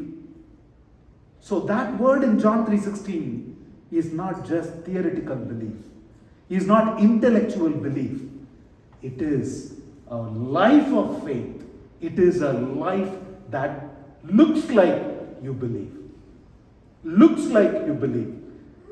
Jonathan Edwards, who is a founder of UPenn and the university, அவரை குறித்து சொல்லும்போது ஒரு American president சொல்லியிருக்கார், I may not agree with everything that he says, I don't believe everything he believes, but one thing I know, man, he believes. I know, அவருடைய வாழ்க்கையிலிருந்து, அவருடைய வார்த்தையிலிருந்து எனக்கு தெரியும், he is a believer. இன்றைக்கு உங்களையும் என்னையும் பார்த்து ஒருத்தர் believer என்று சொல்லும் பொழுது எதை கொண்டு சொல்றாங்க? நம்ம நல்லா பிரசங்கிக்கிறோன்றதுனாலயா? நாம நல்லா ஆராதிக்கிறோன்றதுனாலயா, நாம நல்லா ஜெபிக்கிறோன்றதுனாலயா people look at and say he is a believer, she is a believer என்று? What is the evidence? If you are convicted for your faith, is there an evidence to prosecute you? Just think about it. நீங்கள் உங்களுடைய விசுவாசத்திற்காய் குற்றம் சாட்டப்படுவீர்கள் என்றால் அந்த குற்றச்சாட்டை நிரூபிக்கிறதற்கான அடையாளங்கள் உங்களுடைய வாழ்க்கையில் இருக்கிறதா? என்னுடைய வாழ்க்கையில் இருக்கிறதா? இருக்கணும், இருக்கணும். ஏன்னா இந்த நாள்ல எதற்காக இதை நான் சொல்ல வருகிறேன் என்றால், today we are looking at resurrection in hindsight. இல்லையா? ரெசரக்ஷன் இன்னைக்கு ஆண்டவர் இன்னைக்கு காலையில உயிர்த்தெழுந்தார் அவரு? நோ, இன்றைக்கு அவர் காலையில உயிர்த்தெழல. This is a day we mark to remember. Thousands of years back he resurrected. We look at resurrection in hindsight. நம்ம நடந்து முடிந்த ஒரு காரியத்தை நாம் பின்னால் நாம திரும்பி பார்க்கிறோம். You know, we have the knowledge of Christ's life and his death and his resurrection. எல்லாவற்றையும் பைபிள்ல அழகா சீக்வென்ஸ் பண்ணி சாப்டர் வசனங்கள்லாம் பிரிச்சு கரெக்டா முதல்ல இருந்து இதுல இருந்து எல்லாம் போட்டு அழகா நமக்கு எழுதி கொடுத்திருக்காங்க. ஒரு நல்ல மூவி, நல்ல ஒரு குட் நாவல் மாதிரி எழுதியிருக்காங்க. they have shown it to you. Oh, the good, the evil tried to take over good and then good took over. அவர் ஜெயித்தார், அவர் நீட்டா நமக்கு எழுதி கொடுத்திருக்காங்க. அதனால நம்ம என்ன பண்றோம்? கண்ணி நீட்டா உட்கார்ந்துட்டு திரும்பி பார்த்து, oh yeah, I believe that. ஆமா, ஏன்னா எல்லா காரியங்களும் அழகாய் கோர்வையாய் நமக்கு கொடுக்கப்பட்டிருக்கிறது. But do you know something? The gospel was written in hindsight. The gospel itself was written in hindsight. ஏன்னா நம்ம யாரும் லைவ் டிரான்ஸ்கிரைப் மாதிரி இன்னைக்கு நமக்கு அசிஸ்டன்ட் இருக்கிற மாதிரி லைவ் டிரான்ஸ்கிரிப்ஷன் யாரும் பண்ணல. சீஷர்கள் உட்காந்து, ஓ அவர் அதை சொன்னார் உடனே எல்லாரும் எழுதிக்கங்க, ஓ என்ன அப்படி எழுதியிருந்தாங்கன்னு வச்சுக்கோங்க. Have you read? இன்று காலையில நான் தூக்கத்திலிருந்து எழுந்த பொழுது, as it is resurrection Sunday, என்னுடைய தியானத்திற்காய் 4 சுவிசேஷங்கள்லையும் I read the resurrection passage. Matthew, Mark, Luke and John. 4 சுவிசேஷங்கள்ல I read the resurrection passage. எவ்வளவு வித்தியாசங்கள் இருக்குன்னு போய் வாட்ச் பாருங்க. There are so many differences. It was not like a live transcription. Oh, exactly இதான் நடந்தது, இப்படிதான் நடந்தது. It's not like a live transcription. Gospel itself was written roughly about close to 40 years after இயேசுவானவர் மரித்து உயிர்த்தெழுந்து 40 வருடங்களுக்கு அப்புறம் சுவிசேஷம் எழுதப்பட்டது. மார்க்கின் சுவிசேஷம் முதல்ல எழுதப்பட்டது ஆல்மோஸ்ட் மேத்யூல இருக்கிறதுல பாதிக்கு மேல மார்க்கோட சுவிசேஷம். And Luke borrows quite a lot from, that's why they are called the synoptic gospels. சரியா? So கிட்டத்தட்ட 40 வருடங்களுக்கு அப்புறம் தான் அது எழுதப்பட்டது. ஒன்று மார்க்கோட சுவிசேஷம் 70களில் எழுதப்பட்டது. லூக்காவும் மத்தேயும் ஒரு 80களில் எழுதப்பட்டது. அண்ட் யோவானுடைய சுவிசேஷம் late 90s and 100sல எழுதப்பட்டது. Now எதுக்காக எழுதுனாங்க? ஒரு நிமிஷம் யோசிச்சு, do you know why this 40 years of delay? யோசிச்சு பாருங்க. உண்மையிலே அவர் இயேசு தேவன் என்று அவர்கள் விசுவாசித்திருந்தால், அவர் சொல்லுகிற வார்த்தைகள் ஜீவனுள்ள வார்த்தைகள் என்று விசுவாசித்திருந்தால் என்ன பண்ணிருப்பாங்க? பண்ணியிருக்கணும். அவர் சொல்ல சொல்ல சொல்ல, ஐயோ இன்னைக்கு அவர் எவ்வளவு சொன்னாரே, நான் விட்டுறக்கூடாது, நான் எழுதி வச்சிருந்தோம், அதை நான் எழுதி வச்சு இதை மிஸ் பண்ணிட்டேன்னா என்ன பண்றது, அதை மிஸ் பண்ணிட்டேன்னா என்ன பண்றது? நம்ம அந்த ஒரு ஏன் do you know why they did not write? 40 வருடங்கள் ஏன் இதே மத்தேயும் மார்க்கும் யோவானும் லூக்காவும் ஏன் 40 வருஷத்துக்கு முன்னாடி எழுதியிருக்கலாம்ல? They could have written the gospels 40 years before. Why? 2 காரியங்கள். 2 reasons why they did not write. முதலாவது காரியம், சீஷர்களும் அந்த நாட்களின் ஜனங்களும் இயேசுவானவர் நான் திரும்பி வருவேன் என்று சொன்னதை அவர்கள் தங்களுடைய ஜீவனின் நாட்களிலேயே அது நடக்கும் என்று விசுவாசித்தார்கள். They believed and trusted that Jesus will come again. Maybe இன்னொரு 5 வருஷம், ஒரு 10 வருஷம், ஒரு 20 வருஷம், ஒரு 30 வருஷம், அதுக்குள்ள அவர் வந்துருவார். They believed in it actually. They strongly believed in it. ஆனா பாக்குறாங்க 33 இயேசுவானவர் சிலுவையில மரிக்கிறார், உயிர்த்தெழுகிறார். 40 ஆச்சு, 50 ஆச்சு, 60 ஆச்சு, ஒன்னும் அறிகுறியை காணோம். என்ன நடந்ததுன்னா, கண்ணார கண்ட சாட்சிகள் மரிக்க துவங்குகிறார்கள். அப்பதான் இவங்களுக்கு உணர்வு வருது, அடாடாடா இது இப்படியே வாய்வழி சொல்லாய் இயேசுனுடைய வாழ்க்கை இப்படியே வந்துட்டு இருந்தா, if it comes as a oral tradition, it might be completely lost one fine day. அதனால நம்ம எழுதணும். So 2 காரியங்கள். ஒன்று, அவர்கள் so that is how it was written much later. You know, sometimes எவ்வளவு கோர்வையா, எவ்வளவு அழகா, எவ்வளவு நீட்டா நமக்கு எழுதி வச்சிருந்தாலும் it still doesn't lead us to believe, but rather இன்னும் அதிக கேள்விகள், இன்னும் அதிக காரணங்கள். ஒரு இன்ட்ரெஸ்டிங் த்ரெட் நான் பார்த்தேன் இதுல, ரெடிட்ல there was a thread. So ஒருத்தர் கேட்குறாரு, why is it that there is ஆபிரகாமும் மோசேயும் இருந்ததா ஒரு சாட்சி கூட கண்டுபிடிக்கப்படல, ஏன் கண்டுபிடிக்கப்படல அப்படின்னு ஒருத்தர் ஒரு கேள்வி கேட்கிறாரு. அதுக்கு இன்னொருத்தர் ரொம்ப அழகா பதில் சொன்னார், கண்டுபிடிக்கப்பட்டிருந்தாதான் நான் சந்தேகப்படுவேன். ஒரு 2 வருஷத்துக்கு முன்னாடி நான் பார்த்தவனே நியூயார்க்ல அட்ரஸ்ல என்னால போய் தேடி கண்டுபிடிக்க முடியல. இவரு 2000 3000 வருஷத்துக்கு முன்னாடி 5000 வருஷத்துக்கு முன்னாடி வாழ்ந்தவங்கள ரொம்ப திட்டமும் தெளிவுமா நம்ம இந்த இடத்துல தோண்டி கண்டுபிடிச்சோன்னு யாராவது சொன்னாங்கன்னு வச்சுக்கோங்க, நான் அப்பதான் சந்தேகப்படுவேன். So as long as they don't find it, I believe it. Praise the Lord. I was really, this is a very non-spiritual thread that's going on. So நம்ம நினைக்கிறோம் இன்னும் கொஞ்சம் ப்ரூஃப் கிடைச்சிட்டா, அவர் தேவன் அற்புதங்கள் செய்கிறார் என்று நான் வாசிக்கிறோம், நாங்க பாடணும், என் வாழ்க்கையில் ஒரு அற்புதம், ஆனா ஒரு அற்புதம் நடக்கட்டும் அதுக்கப்புறம் நான் நம்புறேன். We think like that. But regardless of the proof, at the end of the day, you and I need faith. We try to logically reconstruct things actually, but at the end of the day, we need faith. So அத குறித்து அந்த த்ரெட்ல ஒரு ஆர்க்கியாலஜிஸ்ட் ஒருத்தர் reply பண்ணியிருந்தார், archaeology is all about faith. It's not about evidence. I was really shocked to read that. நம்ம என்ன நினைச்சிட்டு இருக்கோம், எதுக்கு ஆர்க்கியாலஜி பண்றாங்க? To find evidence, இல்லையா? So I was thinking, he says, an archaeologist replied to that thread saying, archaeology is not about evidence, it's about faith. You know what? Unless you believe, you don't dig. இந்த இடத்துல இருக்குன்னு எனக்கு ஒரு நம்பிக்கை இல்லைன்னா, I don't want to waste, because archaeology is expensive, ridiculously expensive. So if I don't believe, ஒரு ஆர்க்கியாலஜிஸ்டுக்கே விசுவாசம் தேவைன்னா யோசிச்சு பாருங்க உங்களுக்கு எனக்கும். நம்முடைய விசுவாசம் எவ்விதமாய், அவங்க ஆர்க்கியாலஜிஸ்ட் we believe it is there அப்படின்னு விட்டுட்டாங்கன்னா, தோண்டாம விட்டுட்டாங்கன்னா என்ன ஆகும்? You will never find the evidence. அதே போல நம்முடைய விசுவாச வாழ்க்கையை, விசுவாசத்தின் ஆழத்தை தொடர்ந்து நாம் தோண்டாம விட்டோம்னா என்ன ஆகும்? தூர்வாரி போகும். எனக்கு விசுவாசம் இருக்குது, நான் விசுவாசிக்கிறேன், அவர் மரித்தாரு, அவர் உயிர்த்தெழுந்தாரு, அவர் செஞ்சாரு, நான் விசுவாசிக்கிறேன். ஆர்க்கியாலஜிஸ்ட் போல we need to keep digging our heels in the sand of faith, telling the Lord, I believe. அப்போதான் நம்முடைய வாழ்க்கை மாறும். எப்படி ஆர்க்கியாலஜிஸ்ட் they believe and they continue digging until they find an evidence. அதே போல நான் ஆண்டவரே, என் வாழ்க்கையில நீர் ஒரு அற்புதத்தை செய்கிற வரைக்கும், ஒரு அடையாளத்தை காட்டுகிற வரைக்கும் நான் தோண்டுவேன் ஆண்டவரே. I'll dig my heels in the sand and I will stand strong and I will believe. That's what should be our faith actually. அதுதான் நம்முடைய, ஏன்னா God coming down to earth, living a perfect life, dying for you and me and resurrecting on the third day is the only hope that we have in our lives. அது நமக்கு இருக்கிற ஒரே நிச்சயமுள்ள காரியம் அது ஒன்று மட்டும்தான். இப்போ now let's time travel a little bit. Now that we have set context for the hindsight, now that we have set context for the belief, now let's time travel. உங்களுக்கும் எனக்கும் தான் உயிர்ப்பு, இயேசுவினுடைய மரணம், உயிர்ப்பு, ஜீவன் என்பது ஹைண்ட்சைட். ஒரு விசை மரியாதை யோசிச்சு பாருங்க, ஒரு விசை டிசைபிள்ஸை யோசிச்சு பாருங்க. இன்றைக்கு நம்ம சொன்ன மாதிரி பெத்தனிக்கும் இதுக்கும் எவ்வளவு எருசலேமுக்கு எவ்வளவு தூரம், நம்ம ஈஸியா கால்குலேட் பண்ணி உடனே ஒரு பைபிள் மேப்புக்கு போய் ரிசர்ச் பண்ணி இதுக்கு ஈஸியா நம்ம பண்ணிடுறோம்.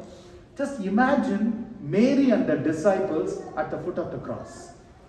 At the foot of the cross. What kind of connection they would have had? யோவான் 9:20 இருந்து நான் வாசிக்க சொன்னேன். அது காரணம் என்ன தெரியுமா? சீஷர்கள் இன்னும் அறியாம இருந்தது காரணம் என்ன தெரியுமா? பைபிளே கிடையாது அந்த நாட்கள். There was no Bible. நம்ம இன்னைக்கு நீட்டா பிரிண்டட் பைபிள், அதுவும் 20 வெர்ஷன், 10 டிரான்ஸ்லேஷன், 7 காமெண்டரி எல்லாத்தையும் வீட்டில் வச்சுட்டு உட்காந்து ரிசர்ச் பண்ணிட்டு 1000 கேள்வி வருது நமக்கு. நான் விசுவாசிக்கணுமா, இது எனக்கு இன்னும் உதைக்குது, எனக்கு அங்க வருது வாட்சேன் பாருங்க, இங்க வருது பார்த்தேன் பாருங்க, நம்ம 1000 கேள்வி கேட்டுட்டு இருக்கோம். We are still, like I said, we think abundance of evidence will make us believe. Trust me, my dear brothers and sisters, the more evidence you get, the more confused you would be. You would be more confused. Rather, what you need is faith in action, and that is the belief that John 3:16 talks about. உங்களுடைய விசுவாச கிரியைகள் வெளிப்படலன்னா, விசுவாசம் கிரியைகளிலே வெளிப்படலன்னா, கிரியைகளை நீங்க தோண்டி எடுக்கலன்னா, ஒரு நாள் விசுவாசத்துல நம்ம மேம்படவும் முடியாது, ஆண்டவர் நம்மை கொண்டு காரியங்களை செய்யவும் முடியாது. இந்த நாள்ல ஒரு விஷயம் பாருங்க, the death of the life of Jesus, birthல இருந்து ஆரம்பிச்சு அவருடைய வாழ்க்கை, அவருடைய மரணம், அவருடைய உயிர்ப்பு எல்லாமே it was literally plain sight, the opposite of hindsight, plain sight for Mary and disciples. They did not know தாங்கள் எதிர்காலத்தில் சரித்திரத்தையே மாற்றக்கூடிய ஒரு காரியத்தை பார்த்து கொண்டிருக்கிறோம் அவங்களுக்கு தெரியாது. மேரி வந்து மெதுவா disciple, if at all anyone would have guessed it, it would have been Mary. ஏன்னா வந்து தேவதூதன் மரியாளிடத்துல சொன்ன காரியங்களை குறித்து வேதத்தில் எழுதும்போது அழகாய் சொல்லி இருக்கிறது, மரியாள் இவை எல்லாவற்றையும் தன் இருதயத்தில் நிறுத்தி தியானித்தாள். She pondered over the message that was given. So மரியாளுக்கு ஒன்று தெரியும், he is not an ordinary child. He is not a normal, there is something extraordinary about him. She always had that thought. Maybe ஒரு சின்ன inclination மரியாளுக்கு, ஆனா சீஷர்களை ஒரு நிமிஷம் யோசிச்சு பாருங்க. அரிமத்தேய Joseph, he comes and gives his graveyard to him, and that makes him, his name is spoken about until today. அவர் நினைச்சிருப்பாரா, இன்னைக்கு நான் அதை கொடுத்தேன்னு வச்சுக்கோங்க, நாளைக்கு சரித்திரத்துல என் பேரை எழுதுவாங்க, இயேசுவை பத்தி தியானிக்கிறப்பெல்லாம் அவர் புதைக்கப்பட்ட அந்த கல்லறை யாரு தெரியுமா, அவர் ஜோசப் கொடுத்தது கல்லறை அப்படின்னு சொல்லி அவர் நினைச்சிருப்பாரா? அப்படி அங்க இருக்கிற ஒவ்வொருத்தரையும் யோசிச்சு பாருங்களேன், what drove them, அவர்களுடைய காரியங்களை நடப்பித்தது எது? They did not know history is being made. அவங்களுக்கு தெரியாது இன்னும் 40 வருஷம் கழிச்சு இது எல்லாத்தையும் தெளிவா அவங்க எழுத போறாங்க. இன்றைக்கு ஆஸ்டின் தமிழ் சபை இத்தனாயிரம் வருடங்கள் கழித்து இதை தியானிக்க போறாங்க. அப்படி தியானிக்கும் போது நம்ம பேர்லாம் சொல்லுவாங்க, நூற்றக்கூடாதுல என்னுடைய பாரம்பரியம், என்னுடைய பேர் அதுல வரும். Did they know any of it actually? அவங்க யாருக்கும் அது எதுவுமே தெரியாது. They never even imagined any of it, what we are doing today. ஆனா பாருங்க, அவர்களுடைய வாழ்க்கையில் அந்த கிரியைகளை செய்ய வைத்தது எது தெரியுமா? எதிர்பார்ப்போடு வாழ்ந்த வாழ்க்கை. அதனாலதான் நீ செய்திக்கு நான் தலைப்பு கொடுக்கும்போது சொன்னேன், நாம இயேசுவனுடைய உயிர்த்தெழுதலை மாத்திரம் ஹைண்ட்சைட்ல பார்க்க கூடாது. நம்முடைய வாழ்க்கை எப்படி இருக்கணும் தெரியுமா? as if we are looking his return in hindsight. அவ்விதமாய் நம்முடைய பிலீஃப் இருக்கும். வருவாரா வரமாட்டாரா, இங்க இது சொல்றாங்க அங்க அது சொல்றாங்க, அந்த ஊழியக்காரர் என்ன 40 வருஷத்துல வந்துருவேன்றாரு, எங்களுடைய வாழ்க்கை நாளத்துல we should believe as if the return of Jesus Christ is in hindsight for us. Hallelujah. அவ்விதமான ஒரு விசுவாசம் நமக்கு வேணும். நம்ம அந்த தெளிவா இன்னைக்கு இயேசுனுடைய வருகை, நம்ம பரலோகத்துல நாம எல்லாம் பரலோக ராஜ்யத்துல அமர்ந்திருக்கும் பொழுது நம்ம திரும்பி இயேசு மேகங்களுடைய வந்து நம்மை கொண்டு சென்றதை நம்ம பார்த்தோம்னா எப்படி அன்னைக்கு எப்படி தியானிப்போம்?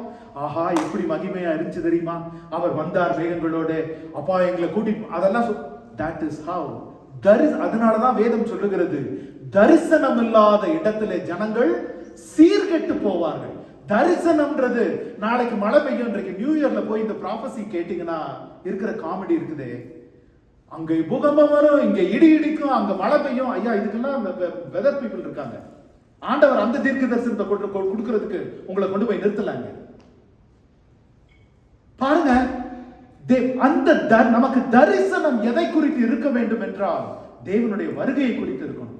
அந்த வருகையில நான் எடுத்துக்கொள்ளப்படுவேனா மாட்டேனா, அந்த வருகைக்கு நான் ஜனங்களை என்னோட கூட்டி செல்லுவேனா செல்ல மாட்டேனா, அந்த வருகைக்கு நான் ஆயத்தப்பட்டு இருக்கிறேனா, என் குடும்பம் ஆயத்தமா இருக்கிறதா, அனுதின என்னுடைய வாழ்க்கை அவிதமா இருக்கிறதா, அதை குறித்த தரிசனத்தை சொல்லும் போதுதான் நீதிமொழிகள் சொல்லுகிறது, தரிசனம் இல்லாத இடத்துல ஜனங்கள் சீர்கெட்டு போவார்கள். நாம நமக்கு வசதியான விதத்துல வசனத்தை இன்டர்பிரேட் பண்ணிட்டு நாம சொல்லக்கூடாது தரிசனம்னா ஃபியூச்சர் ப்ராபசி, தரிசனம்னா ஃபியூச்சர் ப்ராபசி என்று நாம் சொல்லக்கூடாது.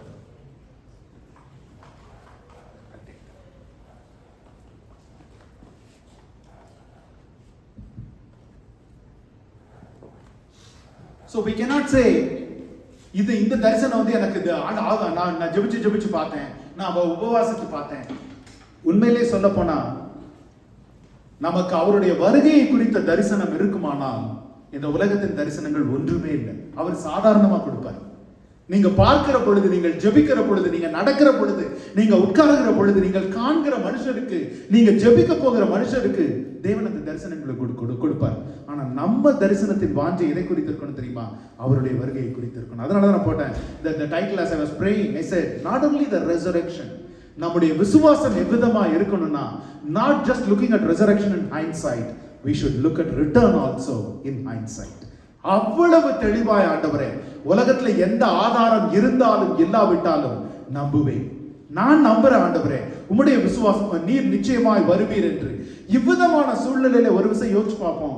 What carried Mary and disciples in their life?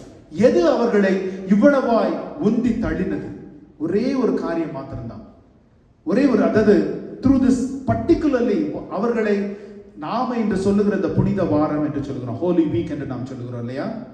இந்த ஹோலி வீக் டைம்ல அவங்களுக்கு இது ஹோலி வீக்னே தெரியாது.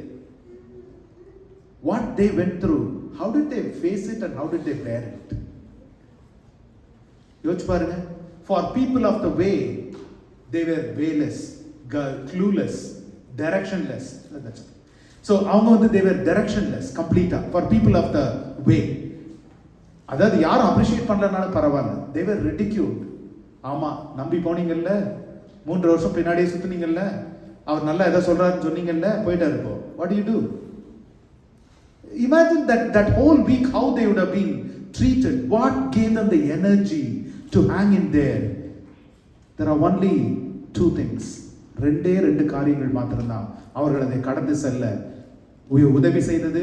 பிரியமானவர்களே, இன்று உங்களுடைய வாழ்க்கையிலும் என்னுடைய வாழ்க்கையிலும் அந்த 2 காரியங்கள் மாத்திரம்தான் நாம் விசுவாச ஓட்டத்தை ஓட நமக்கு உதவி செய்யும். முதலாவது காரியம் என்ன தெரியுமா? Their genuine love for Christ. Their genuine love, very genuine love for Christ. இரண்டாவது காரியம் என்ன தெரியுமா? அவர் சொன்னது நடக்கும். ஆமென். அவர் சொல்ல ஆகும், அவர் கட்டளையிட நிற்கும் என்ற வசனத்தை அவங்க சொன்னாங்க. அவர் சொன்னார், தேவகுமாரன் எனக்கு சொன்னார், வருவேன் என்று சொன்னார், வருவார், செய்வேன் என்று சொன்னார், செய்வார், அழைத்தவர் உண்மையுள்ளவர். இந்த 2 காரியங்கள் தான் அவங்களை எவ்வளவு பாடுகள், எவ்வளவு காரியங்களுக்கு மத்தியிலையும் அவங்க வந்து மேபி அவங்க தடுமாறி இருப்பாங்க. நிச்சயமா மேரி அண்ட் டிசைபிள்ஸ் நினைச்சிருக்கலாம், அடடா இந்த நாள்ல எருசலேமுக்கு போகாதீங்கன்னு சொன்னோமே, அதை கேட்டிருந்தாருன்னா இன்னைக்கு இதெல்லாம் நடந்திருக்காதே. ஒருவேளை டிசைபிள்ஸ் நினைச்சிருக்கலாம். இல்ல டிசைபிள்ஸ் கொஞ்சம் ஸ்மார்ட்டா இருந்து கொஞ்சம் வெப்பன்ஸ் எல்லாம் ரெடி பண்ணி அவரை பாதுகாத்து வச்சிருந்தா இந்த மாதிரி காரியங்கள்லாம் நடந்திருக்காதே அவங்க நினைச்சிருக்கலாம். இல்ல இவருடைய கிரியைகளினாலே இவ்வளவு ஆசீர்வதிக்கப்பட்ட இந்த ஜனங்கள் இப்படி இவர் கூட நின்றிருந்தா இந்த தீர்ப்பு நடந்திருக்காதே அவங்க நினைச்சிருக்கலாம். ஆனா அந்த எல்லா thousands of permutations and combinations அவங்க செஞ்சிருக்கலாம். ஆனா பாருங்க, அவங்க விசுவாசத்துல எவ்வளவோ தடுமாறின போதும் அவங்க நம்பினாங்க. They believed and that transformed their lives. அந்த belief என்ற வார்த்தையினுடைய கிரியைகளை அவர்கள் செய்தார்கள். அன்றைக்கு அவங்களை யாரும் விசுவாசின்னு கூப்பிட்டாங்களா? யாரும் அவங்களை விசுவாசின்னு சொல்லல. ஓ எவ்வளவு பெரிய ஃபெய்த்ஃபுல் வாரியர் பாருங்க, அப்படிலாம் யாராவது சொன்னாங்களா அவங்க கிட்ட? நோ. பட் அவர்களுடைய வாழ்வின் கிரியைகள் எப்படி இருந்ததுன்னா, மேன் இவர் இறந்ததுக்கு அப்புறமும் அதுவும் இவ்வளவு மோசமான யாராவது அந்த மாதிரி ஒரு மோசமான நம்ம என்ன பண்ணுவோம்? we'll try to disassociate. ஐயோ அந்த கல்வன், அந்த திருடனையா? யாராவது எங்கேயாவது அந்த திருடன் எனக்கு ரொம்ப ஃப்ரெண்டுன்னு யாராவது சொல்லுவீங்களா அங்க இருக்கவங்க? will any of you say that? or that culprit I know, the murderer தானே அவனும் நானும் ரொம்ப க்ளோஸ், யாராவது சொல்லுவீங்களா நீங்க? but they said, that's what they said. அவர்களுடைய விசுவாசம் வார்த்தையில் அல்ல, கிரியைகளிலே வெளிப்பட்டது. அவங்க they believed that is the belief that John 3:16 really talks about. அதனால தான் பவுல் அப்போஸ்தலர் கொரிந்தியருக்கு எழுதும்போது அழகா சொல்லுவாரு, அவ்விதம் கிறிஸ்துவின் அன்பு எங்களை நெருக்கி ஏவுகிறது. ஏன்னா they had a genuine love for Christ and Christ's love genuinely was revealed to them. அதனால தான் அவரால் சொல்ல முடிஞ்சது, கிறிஸ்துவின் அன்பு எங்களை நெருக்கி ஏவுகிறது. ஏன்னா எங்க எல்லாருக்காகவும் ஒருவர் மரித்திருக்கிறார் என்றால் அந்த ஒருவருக்காக நாங்க எல்லாரும் வாழ்றது. அழகாய் 2 கொரிந்தியர் 5:14-15 வசனங்கள் அழகாய் சொல்லுகிறது. வாசிக்கலாம் நம்ம 2 கொரிந்தியர் 5:14-15. கிறிஸ்துவின் அன்பு எங்களை நெருக்கி ஏவுகிறது. கிறிஸ்துவனுடைய அன்பு எங்களை நெருக்கி ஏவுகிறது. ஏனென்றால் எல்லாருக்காகவும் ஒருவரே மரித்திருக்க எல்லாரும் மரித்தார்கள் என்றும் பிழைத்திருக்கிறவர்கள் இனி தங்களுக்கென்று பிழைத்திராமல் தங்களுக்காக மரித்து எழுந்தவருக்கென்று பிழைத்திருக்கும்படி அவர் எல்லாருக்காகவும் மரித்தார் என்றும் நிதானிக்கிறோம். Amen. Amen. Because they strongly believed that. They strongly believed that he died for me and I will live for him. அதுதான் அவர்களுடைய வாழ்க்கையில வெளிப்பட்டது. ஏன்னா அவங்களுக்கு பாருங்க, காணப்படாதவைகளுடைய உறுதியோ இல்ல காணப்படாதவைகளின் நிச்சயமோ எதுவுமே கிடையாது. எபிரேயர் 11:1 வாசிக்கிறோம் இல்லையா? அதெல்லாம் எதுவுமே கிடையாது. ஆனாலும் அவர்கள் பற்றி கொண்டார்கள். அந்த விசுவாசத்தை பற்றி கொண்டது மாத்திரமல்ல, அவரை ஆவியிலும் கருத்திலும் அவங்க நேசித்தாங்க. அந்த நேசம் தான் அவர்களை அந்த வாரத்துல நடத்தி கொண்டு சென்றது. அதனாலதான் அதாவது there is for them Jesus was enough. இயேசு போதுமானவராய் இருந்தார். அவருடைய அன்பு போதுமானதா இருந்தது. Jesus was everything for them. They had simple faith. இந்த டாக்டரினை குறித்தோ டாக்மாவை குறித்தோ டினாமினேஷன்ஸை குறித்தோ எந்த ஆர்குமெண்ட் கிடையாது, எந்த டிஸ்கஷனும் கிடையாது. All that they had is genuine love, simple faith. பிரியமானவர்களே, இன்று நம்முடைய விசுவாச ஓட்டத்தை நாம ஓடணும்னா what we need is not 1000 more evidences, 1000 more archaeologists. What we need is the genuine love. அதாவது 2 கொரிந்தியர் அதே 5வது அதிகாரத்துல 16-17 அழகாய் சொல்லும். அவரை வாசிக்கலாமா? 16-17.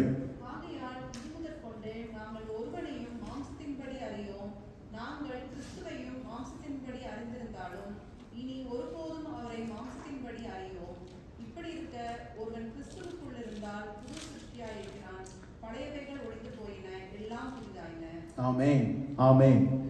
பாருங்க, அவர்களுடைய வாழ்வின் நாட்களில அவங்க எதிர்பார்த்த வகையில இயேசுவானவர் வரல. 20-30 வருஷத்துல வந்துருவார்னு எதிர்பார்த்தாங்க, வரல. ஆனா அது அவர்களுடைய வாழ்க்கையில அவங்களுடைய விசுவாசத்தை எந்த விதத்திலும் பாதித்ததா தெரியல. தெளிவாய் சொல்லுகிறாங்க, அவர் திரும்ப மரித்த ஒரு மாம்சத்துல பிறக்க போறதில்ல. நாங்க அவரை நம்புகிறோம். இப்படி இருக்க ஒருவன் கிறிஸ்துவுக்குள் இருந்தால் நாங்கள் புது சிருஷ்டி, நாங்கள் நம்புகிற விஷயங்கள் வேறு என்பதை அவங்க தெளிவாய் பார்க்கிறாங்க. பாருங்க, லைக் இயேசுவினுடைய உயிர்த்தெழுதலுடைய மகிமை என்னவென்றால், நமக்கு எல்லா இடங்களிலும் தேவன் ஒருவரே நம்மை போஷிக்கிறவராய் இருக்கிறார். அவருடைய அன்பிலே நாம் நிலை கொண்டிருந்து அவருடைய வசனத்திலே நாம் நின்றிருப்போம் என்றால் எந்த நாளிலும் போஷிப்பார். அது பாருங்க, ஆபிரகாமுக்கு மவுண்ட் மொரியால அவர் போஷித்தாலும் சரி, மோசேக்கு சீனாய் மலையில நியாயப்பிரமாணம் தந்தாலும் சரி, கல்வாரி மலையில நமக்கு கொடுத்த இயேசுவானாலும் சரி, God provides. Amen. God provides. அவர் எந்த நாளிலும், இந்த நாளில் நம்முடைய கேள்வி என்னன்னா, are you looking at your life in hindsight? Are you looking at your life? நான் வளர்ந்து பிறந்து வந்த விதங்கள் வேறு, அல்லது நான் வாழ்க்கையில செய்திருக்கிற விதங்கள் வேறு.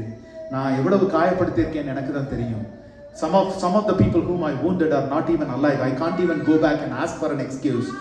என்ன காரியத்தை God can reverse everything. Amen. இந்த உயிர்த்தெழுதலின் ஞாயிறு என்று the hope that we all have இந்த மாலையில் என்ன தெரியுமா? His blood is our redemption. Amen. His resurrection is our hope. அவருடைய உயிர்த்தெழுதலே நம்முடைய நம்பிக்கையா இருக்கிறது. அவருடைய இரத்தமே நம்மளுடைய ஆயுதமா இருக்கிறது. And it can change course. உங்களுடைய வாழ்க்கையை தலைகீழாய் 180 degrees மாற்ற முடியும். ஒரே ஒரு வேதத்திலிருந்து ஒரு உதாரணத்தை காண்பித்த செய்தியை நாம் முடிக்கலாம். அவ்விதமாய் மாறுதலாய் முடிந்த ஒரு வாழ்க்கை யாருடையது தெரியுமா? 180 degrees opposite side. யாருடைய வாழ்க்கை தெரியுமா? Mary Magdalene. மத்தேயுடைய சுவிசேஷத்துல வாசிச்சீங்கன்னா, she is the one who ran to the grave on that morning. அவர், அதாவது it was a terrible and tough Friday and Saturday இல்லையா? நம்ம சில நேரத்துல சொல்றோம், oh I had a difficult week brother, oh I had a difficult weekend brother சொல்றோம் சில நாட்கள்ல. அந்த அவங்க கோ த்ரூ பண்ண அந்த வீக்கெண்டை விட மோசமா எதுவுமே இருக்க முடியாது. அற்புதமான ஒரு வீக்கெண்டு தான் அவங்க கிராஸ் பண்ணி வந்தாங்க. ஆனா பாருங்க, மேரி மேக்டலின் வாசிக்கிறோம். மார்க்கு 16வது அதிகாரத்தில் வாசிக்கிறோம். இயேசுவ 16:9 இயேசுவானவர் அவளை சந்தித்த பொழுது அவளுக்குள்ள எத்தனை பிசாசு இருந்துச்சா? 7 பிசாசுகள். மரியாள் மக்தலேனாக்குள்ள when Jesus met her there were 7 demons in Mary Magdalene. 7 பிசாசுகள் அவளுக்குள்ள இருந்தது. மார்க் 16:9 அதை குறித்து வாசிக்கிறோம். சொல்ல போனா மரியாள் இன்னைக்கு அந்த மேக்தலேன் if she walks into a church people will be scared because that many demons manifested themselves in her. ஆனா இயேசுவானவர் அவளை சந்தித்த பொழுது he loved her, he redeemed her, he completely loved her and redeemed her actually. You know, she reciprocated that love. பாருங்க, will anyone be ridiculous enough to wake up that early in the morning and run to a grave? யாராவது 5 மணி காலையில் கல்லறைக்கு போறீங்களா? யோசிச்சு பாருங்க. அதுவும் போய் அந்த கல்லை யாரு புரட்டுவாங்கன்னு தெரியாது. அதையும் போறப்ப பேசிக்கிட்டே போறாங்க. நான் ஏன் காரியத்தை செய்கிறேன், ஆண்டவர் அவர் காரியத்தை செய்வார். என்னால் இயன்றதை நான் அவருக்காய் செய்கிறேன். அவர் கல்ல அனுப்புறதுக்கு ஏஞ்சல் அனுப்புனா என்ன, யார் அனுப்புனா என்ன, நான் என்னால என்ன முடியுமோ பாருங்க. she was determined to go. அவ்வளவு காலையில் எழுந்திருக்கு. she ran to the grave and also maybe she would have been identified by the Roman soldiers. You know maybe she would have been put into trouble also. ஏன்னா இவர் இயேசுவானவர் இறந்து போயிட்டார்.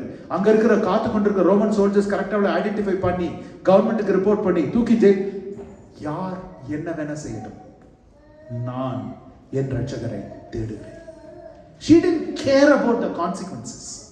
என்ன consequence எது எப்படி இருந்தாலும் பரவாயில்ல, I want to see him. that is genuine love. ஒரு வாழ்க்கை இயேசுவினால தலைகீழாய் மாற்றப்பட்டிருக்கிறது என்றால் அதனுடைய அடையாளம் வார்த்தைகளில விட அவர்களுடைய வாழ்க்கையில கிரியைகளில வெளிப்படும். மேரி மேக்டலின் அவளுடைய வாழ்க்கையில அதை நாம் பார்க்கிறோம். her life changed completely. You know, Jesus specializes in odd choices. That's why you and I are sitting here, isn't it? He specializes in odd choices. நான் எப்பவுமே சொல்லுவேன், I used to tell my wife in the initial days of our marriage, எங்க வீட்ல என்ன தவிர மற்றவங்க எல்லாருமே they deserve salvation. They are far better than me at my home. I used to tell her always, ஆமாம்மா நீ சொல்றதெல்லாம் உண்மைதான், I am the birds in my home. அப்படியே சொல்லுவேன் நான். So Jesus specializes, the same one who reversed the life of Mary Magdalene. எந்த அளவுக்கு reverse பண்ணார் தெரியுமா? She was the first gospel messenger of the world. யோசிச்சு பாருங்க, இயேசுவானவருக்கு நம்ம நினைக்கலாம், என்ன ஒரு நல்ல தகுதி உள்ள ஒரு புனிதமான ஒரு பரிசுத்தம் உள்ள ஒரு ஆளை கூப்பிட்டு முதல் சுவிசேஷத்தை சொல்ல போறா. அட்லீஸ்ட் அவர் சீஷர்கள்ல ஒருத்தரையாவது கூப்பிட்டுருக்கலாமே. At least the disciples, one of the disciples கொண்டு சுவிசேஷத்துல மேரி மேக்டலின்ட்ட தான் இயேசுவானவர் சொல்றாரு, போய் என்னுடைய சீஷர்களுக்கு சொல். 7 பிசாசுகள் இருந்த ஒரு பெண்ணுடைய வாழ்க்கையை இயேசுவின் பிரசன்னம் எவ்விதமாய் மாற்றினதென்றால் இந்த உலகத்திற்கு சுவிசேஷத்தை கொண்டு வர தேவன் அவளை பயன்படுத்தினார். ஹல்லேலூயா. இன்னைக்கு நம்மள யார் சொல்லிட்டு இருக்கோம், என் வாழ்க்கை ரொம்ப மோசம், I have deviated quite a lot, எனக்கு இனிமேல் திரும்பி வருகிறதற்கு if he could change Mary Magdalene's life. இன்றைக்கு யோசிச்சு பாருங்க, நீங்களும் நானும் நம்முடைய சகோதர சகோதரிகளை எவ்விதமாய் பார்க்கிறோம். இன்றைக்கு நம்ம பக்கத்தில் இருக்கவங்களை பார்த்து நம்ம சொல்ல முடியுமா, you are the best person to carry the gospel? நம்ம என்ன சொல்லுவோம், அவங்கள பற்றி எனக்கு தெரியாதா, இவ்வளோ பேசுகிறாங்க, இதோட ஜபத்தில் மட்டும் குறைச்சல் இல்லை சொல்கிறோமா இல்லையா? நாம் எவ்விதமாய் மனுஷரை பார்க்கிறதற்கும் தேவன் பார்க்கிறதற்கும் எவ்வளவு வித்தியாசம் இருக்கு பாருங்க. You know, God is not looking for holiness, He is looking for genuine love. தேவன் நம்முடைய வாழ்க்கையில பரிசுத்தத்தை தேடுவார் என்றால் அதிகமாக ஏமாந்து போவார். ஏன்னா நம்மள யாருக்கிட்டையும் பரிசுத்தம் கிடையாது, அவரை தவிர ஒருவரும் பரிசுத்தர் இல்லை. அவர் நம்மிடத்துல பரிசுத்தத்தை தேடல, அவர் பரிபூரண அன்பை நம்மிடத்துல தேடுகிறார். He is looking for that genuine love that we have. அதனாலதான் எப்பவுமே சொல்லுவாங்க, holiness is not the way to Christ, Christ is the way to holiness. பரிசுத்தம் தேவனை அடைகிற வழி அல்ல, தேவனை பரிசுத்தத்தை அடைகிற வழி. இந்த நாள், இந்த உயிர்த்தெழுதலின் நாள்ல நம்முடைய இருதயத்துல நாம் சிந்திக்கும் பொழுது it is not a coincidence that Jesus chose Mary Magdalene. She presented herself. He made தன்னையே அந்த நாள்ல she made herself available.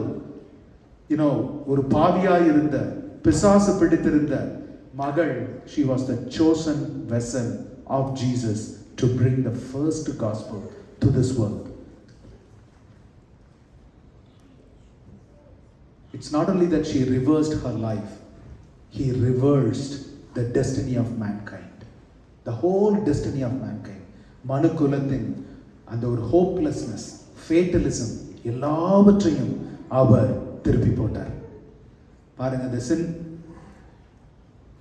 ஏவாளிடத்துல சாத்தான் சொன்னான். சாத்தான் ஏவாள் இடத்துல சொன்னான். ஏவாள் போய் ஆதாம் இடத்துல சொன்னாள். ஆதாம் பாவத்துல கலந்து கொண்டான். பாருங்க, அன்றைக்கு நடந்தது என்னன்னு யோசிச்சு பாருங்க. Mary went and told the disciples, and the disciples joined in redemption. Just the reverse of the story. Reverse of the story. ஏவாள் ஆதாம்கிட்ட சொல்லி, ஆதாமும் சேர்ந்து பாவத்தில் விழுந்த காலங்கள்ல இருந்த நாட்கள் இருந்த விதத்துல இயேசுவானவர் மரியாள் இடத்துல சொல்லி, மரியாள் சீஷர்களிடத்துல சொல்லி இந்த உலகத்திற்கு ரட்சிப்பு அவர் சொல்றா, Jesus our salvation is here. அதே மாதிரி பாருங்க, Satan told woman who told man who joined in sin, whereas Jesus told women who told men who joined in redemption.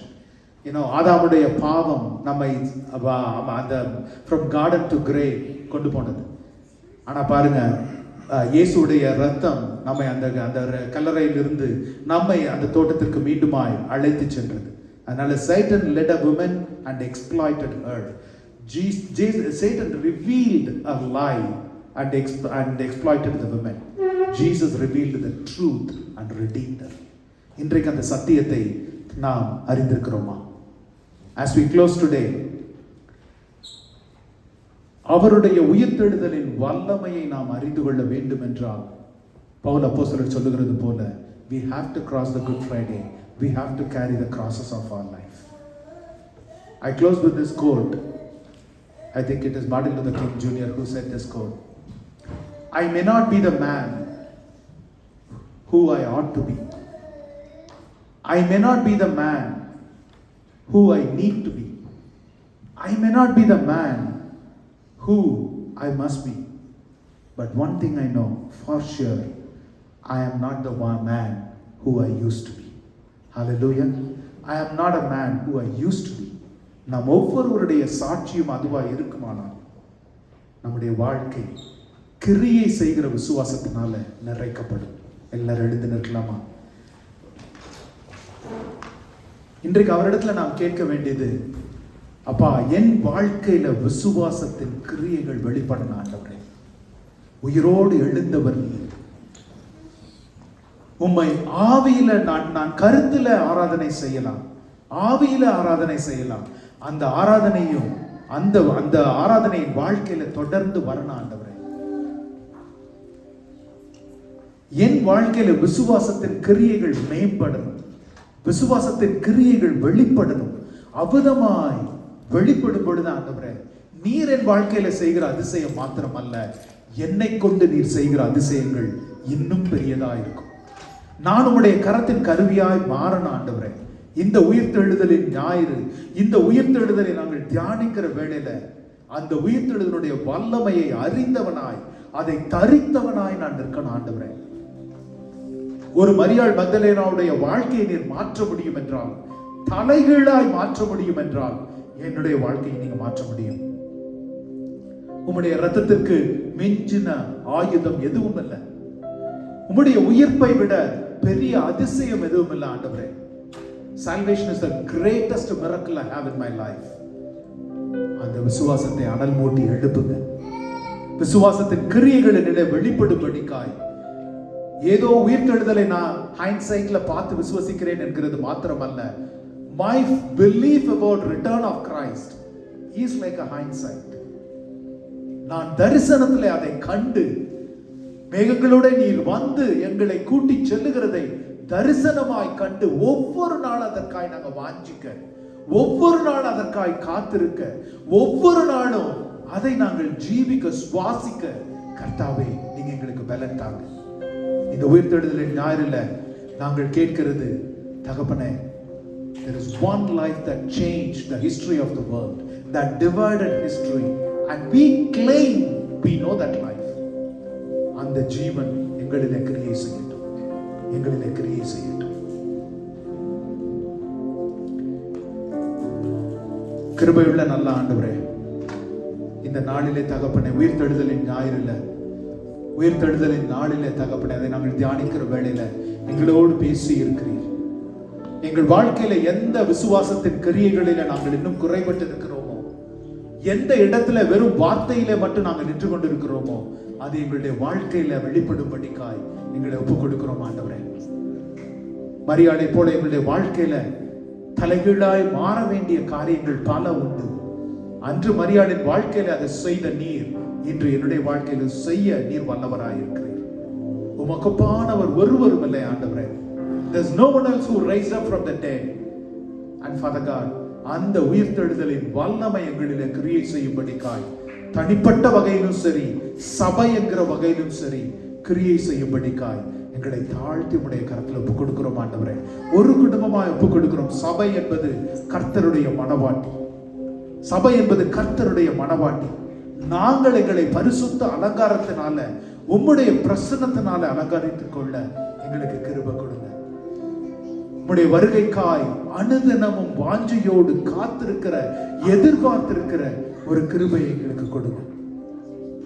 உயிர்த்தெழுதலின் வல்லமை ஒவ்வொரு குடும்பத்தின் தேவைகளை சந்திக்கட்டும், ஒவ்வொரு குடும்பத்தின் கட்டுகளை அறுக்கட்டும். கிறிஸ்து இயேசுவை மரித்தோரிலிருந்து உயிரோடு எழுப்பின அதே ஆவியானவர் எங்கள் ஒவ்வொருவரையும் ஆண்டவரே கிரியை செய்கிறவர்களாய் மாற்றும்படிக்காய், எங்களை உயிர்ப்பிக்கும்படிக்காய், அனலுள்ளவர்களாய் ஆக்கும்படிக்காய் உம்முடைய கரத்துல தாழ்த்தி ஒப்பு கொடுத்து ஜெபிக்கிறோம். பரிசுத்த இயேசுவின் நாமத்தில் ஜெபிக்கிறோம் ஜீவனுள்ள நல்ல பிதாவே. ஆமென், ஆமென், ஆமென். நம் பிதாவாகிய தேவனுடைய அன்பும், குமாரனாகிய இயேசுவின் மனதிருக்கமும், பரிசுத்த ஆவியின் வழி நடத்துதலும் இன்றும் என்றும் நம் அனைவரோடும் இருப்பதாக. ஆமென், ஆமென், ஆமென். ஓ மரணமும் கூரெங்கே, ஆனாலும் ஜெயமெங்கே. மரணமும் கூரெங்கே, ஆனாலும் ஜெயமெங்கே. சாவையின் நோயையும் பேயையும் ஜெயித்தான், சபையோரே துதி சாற்றிடுவோம்.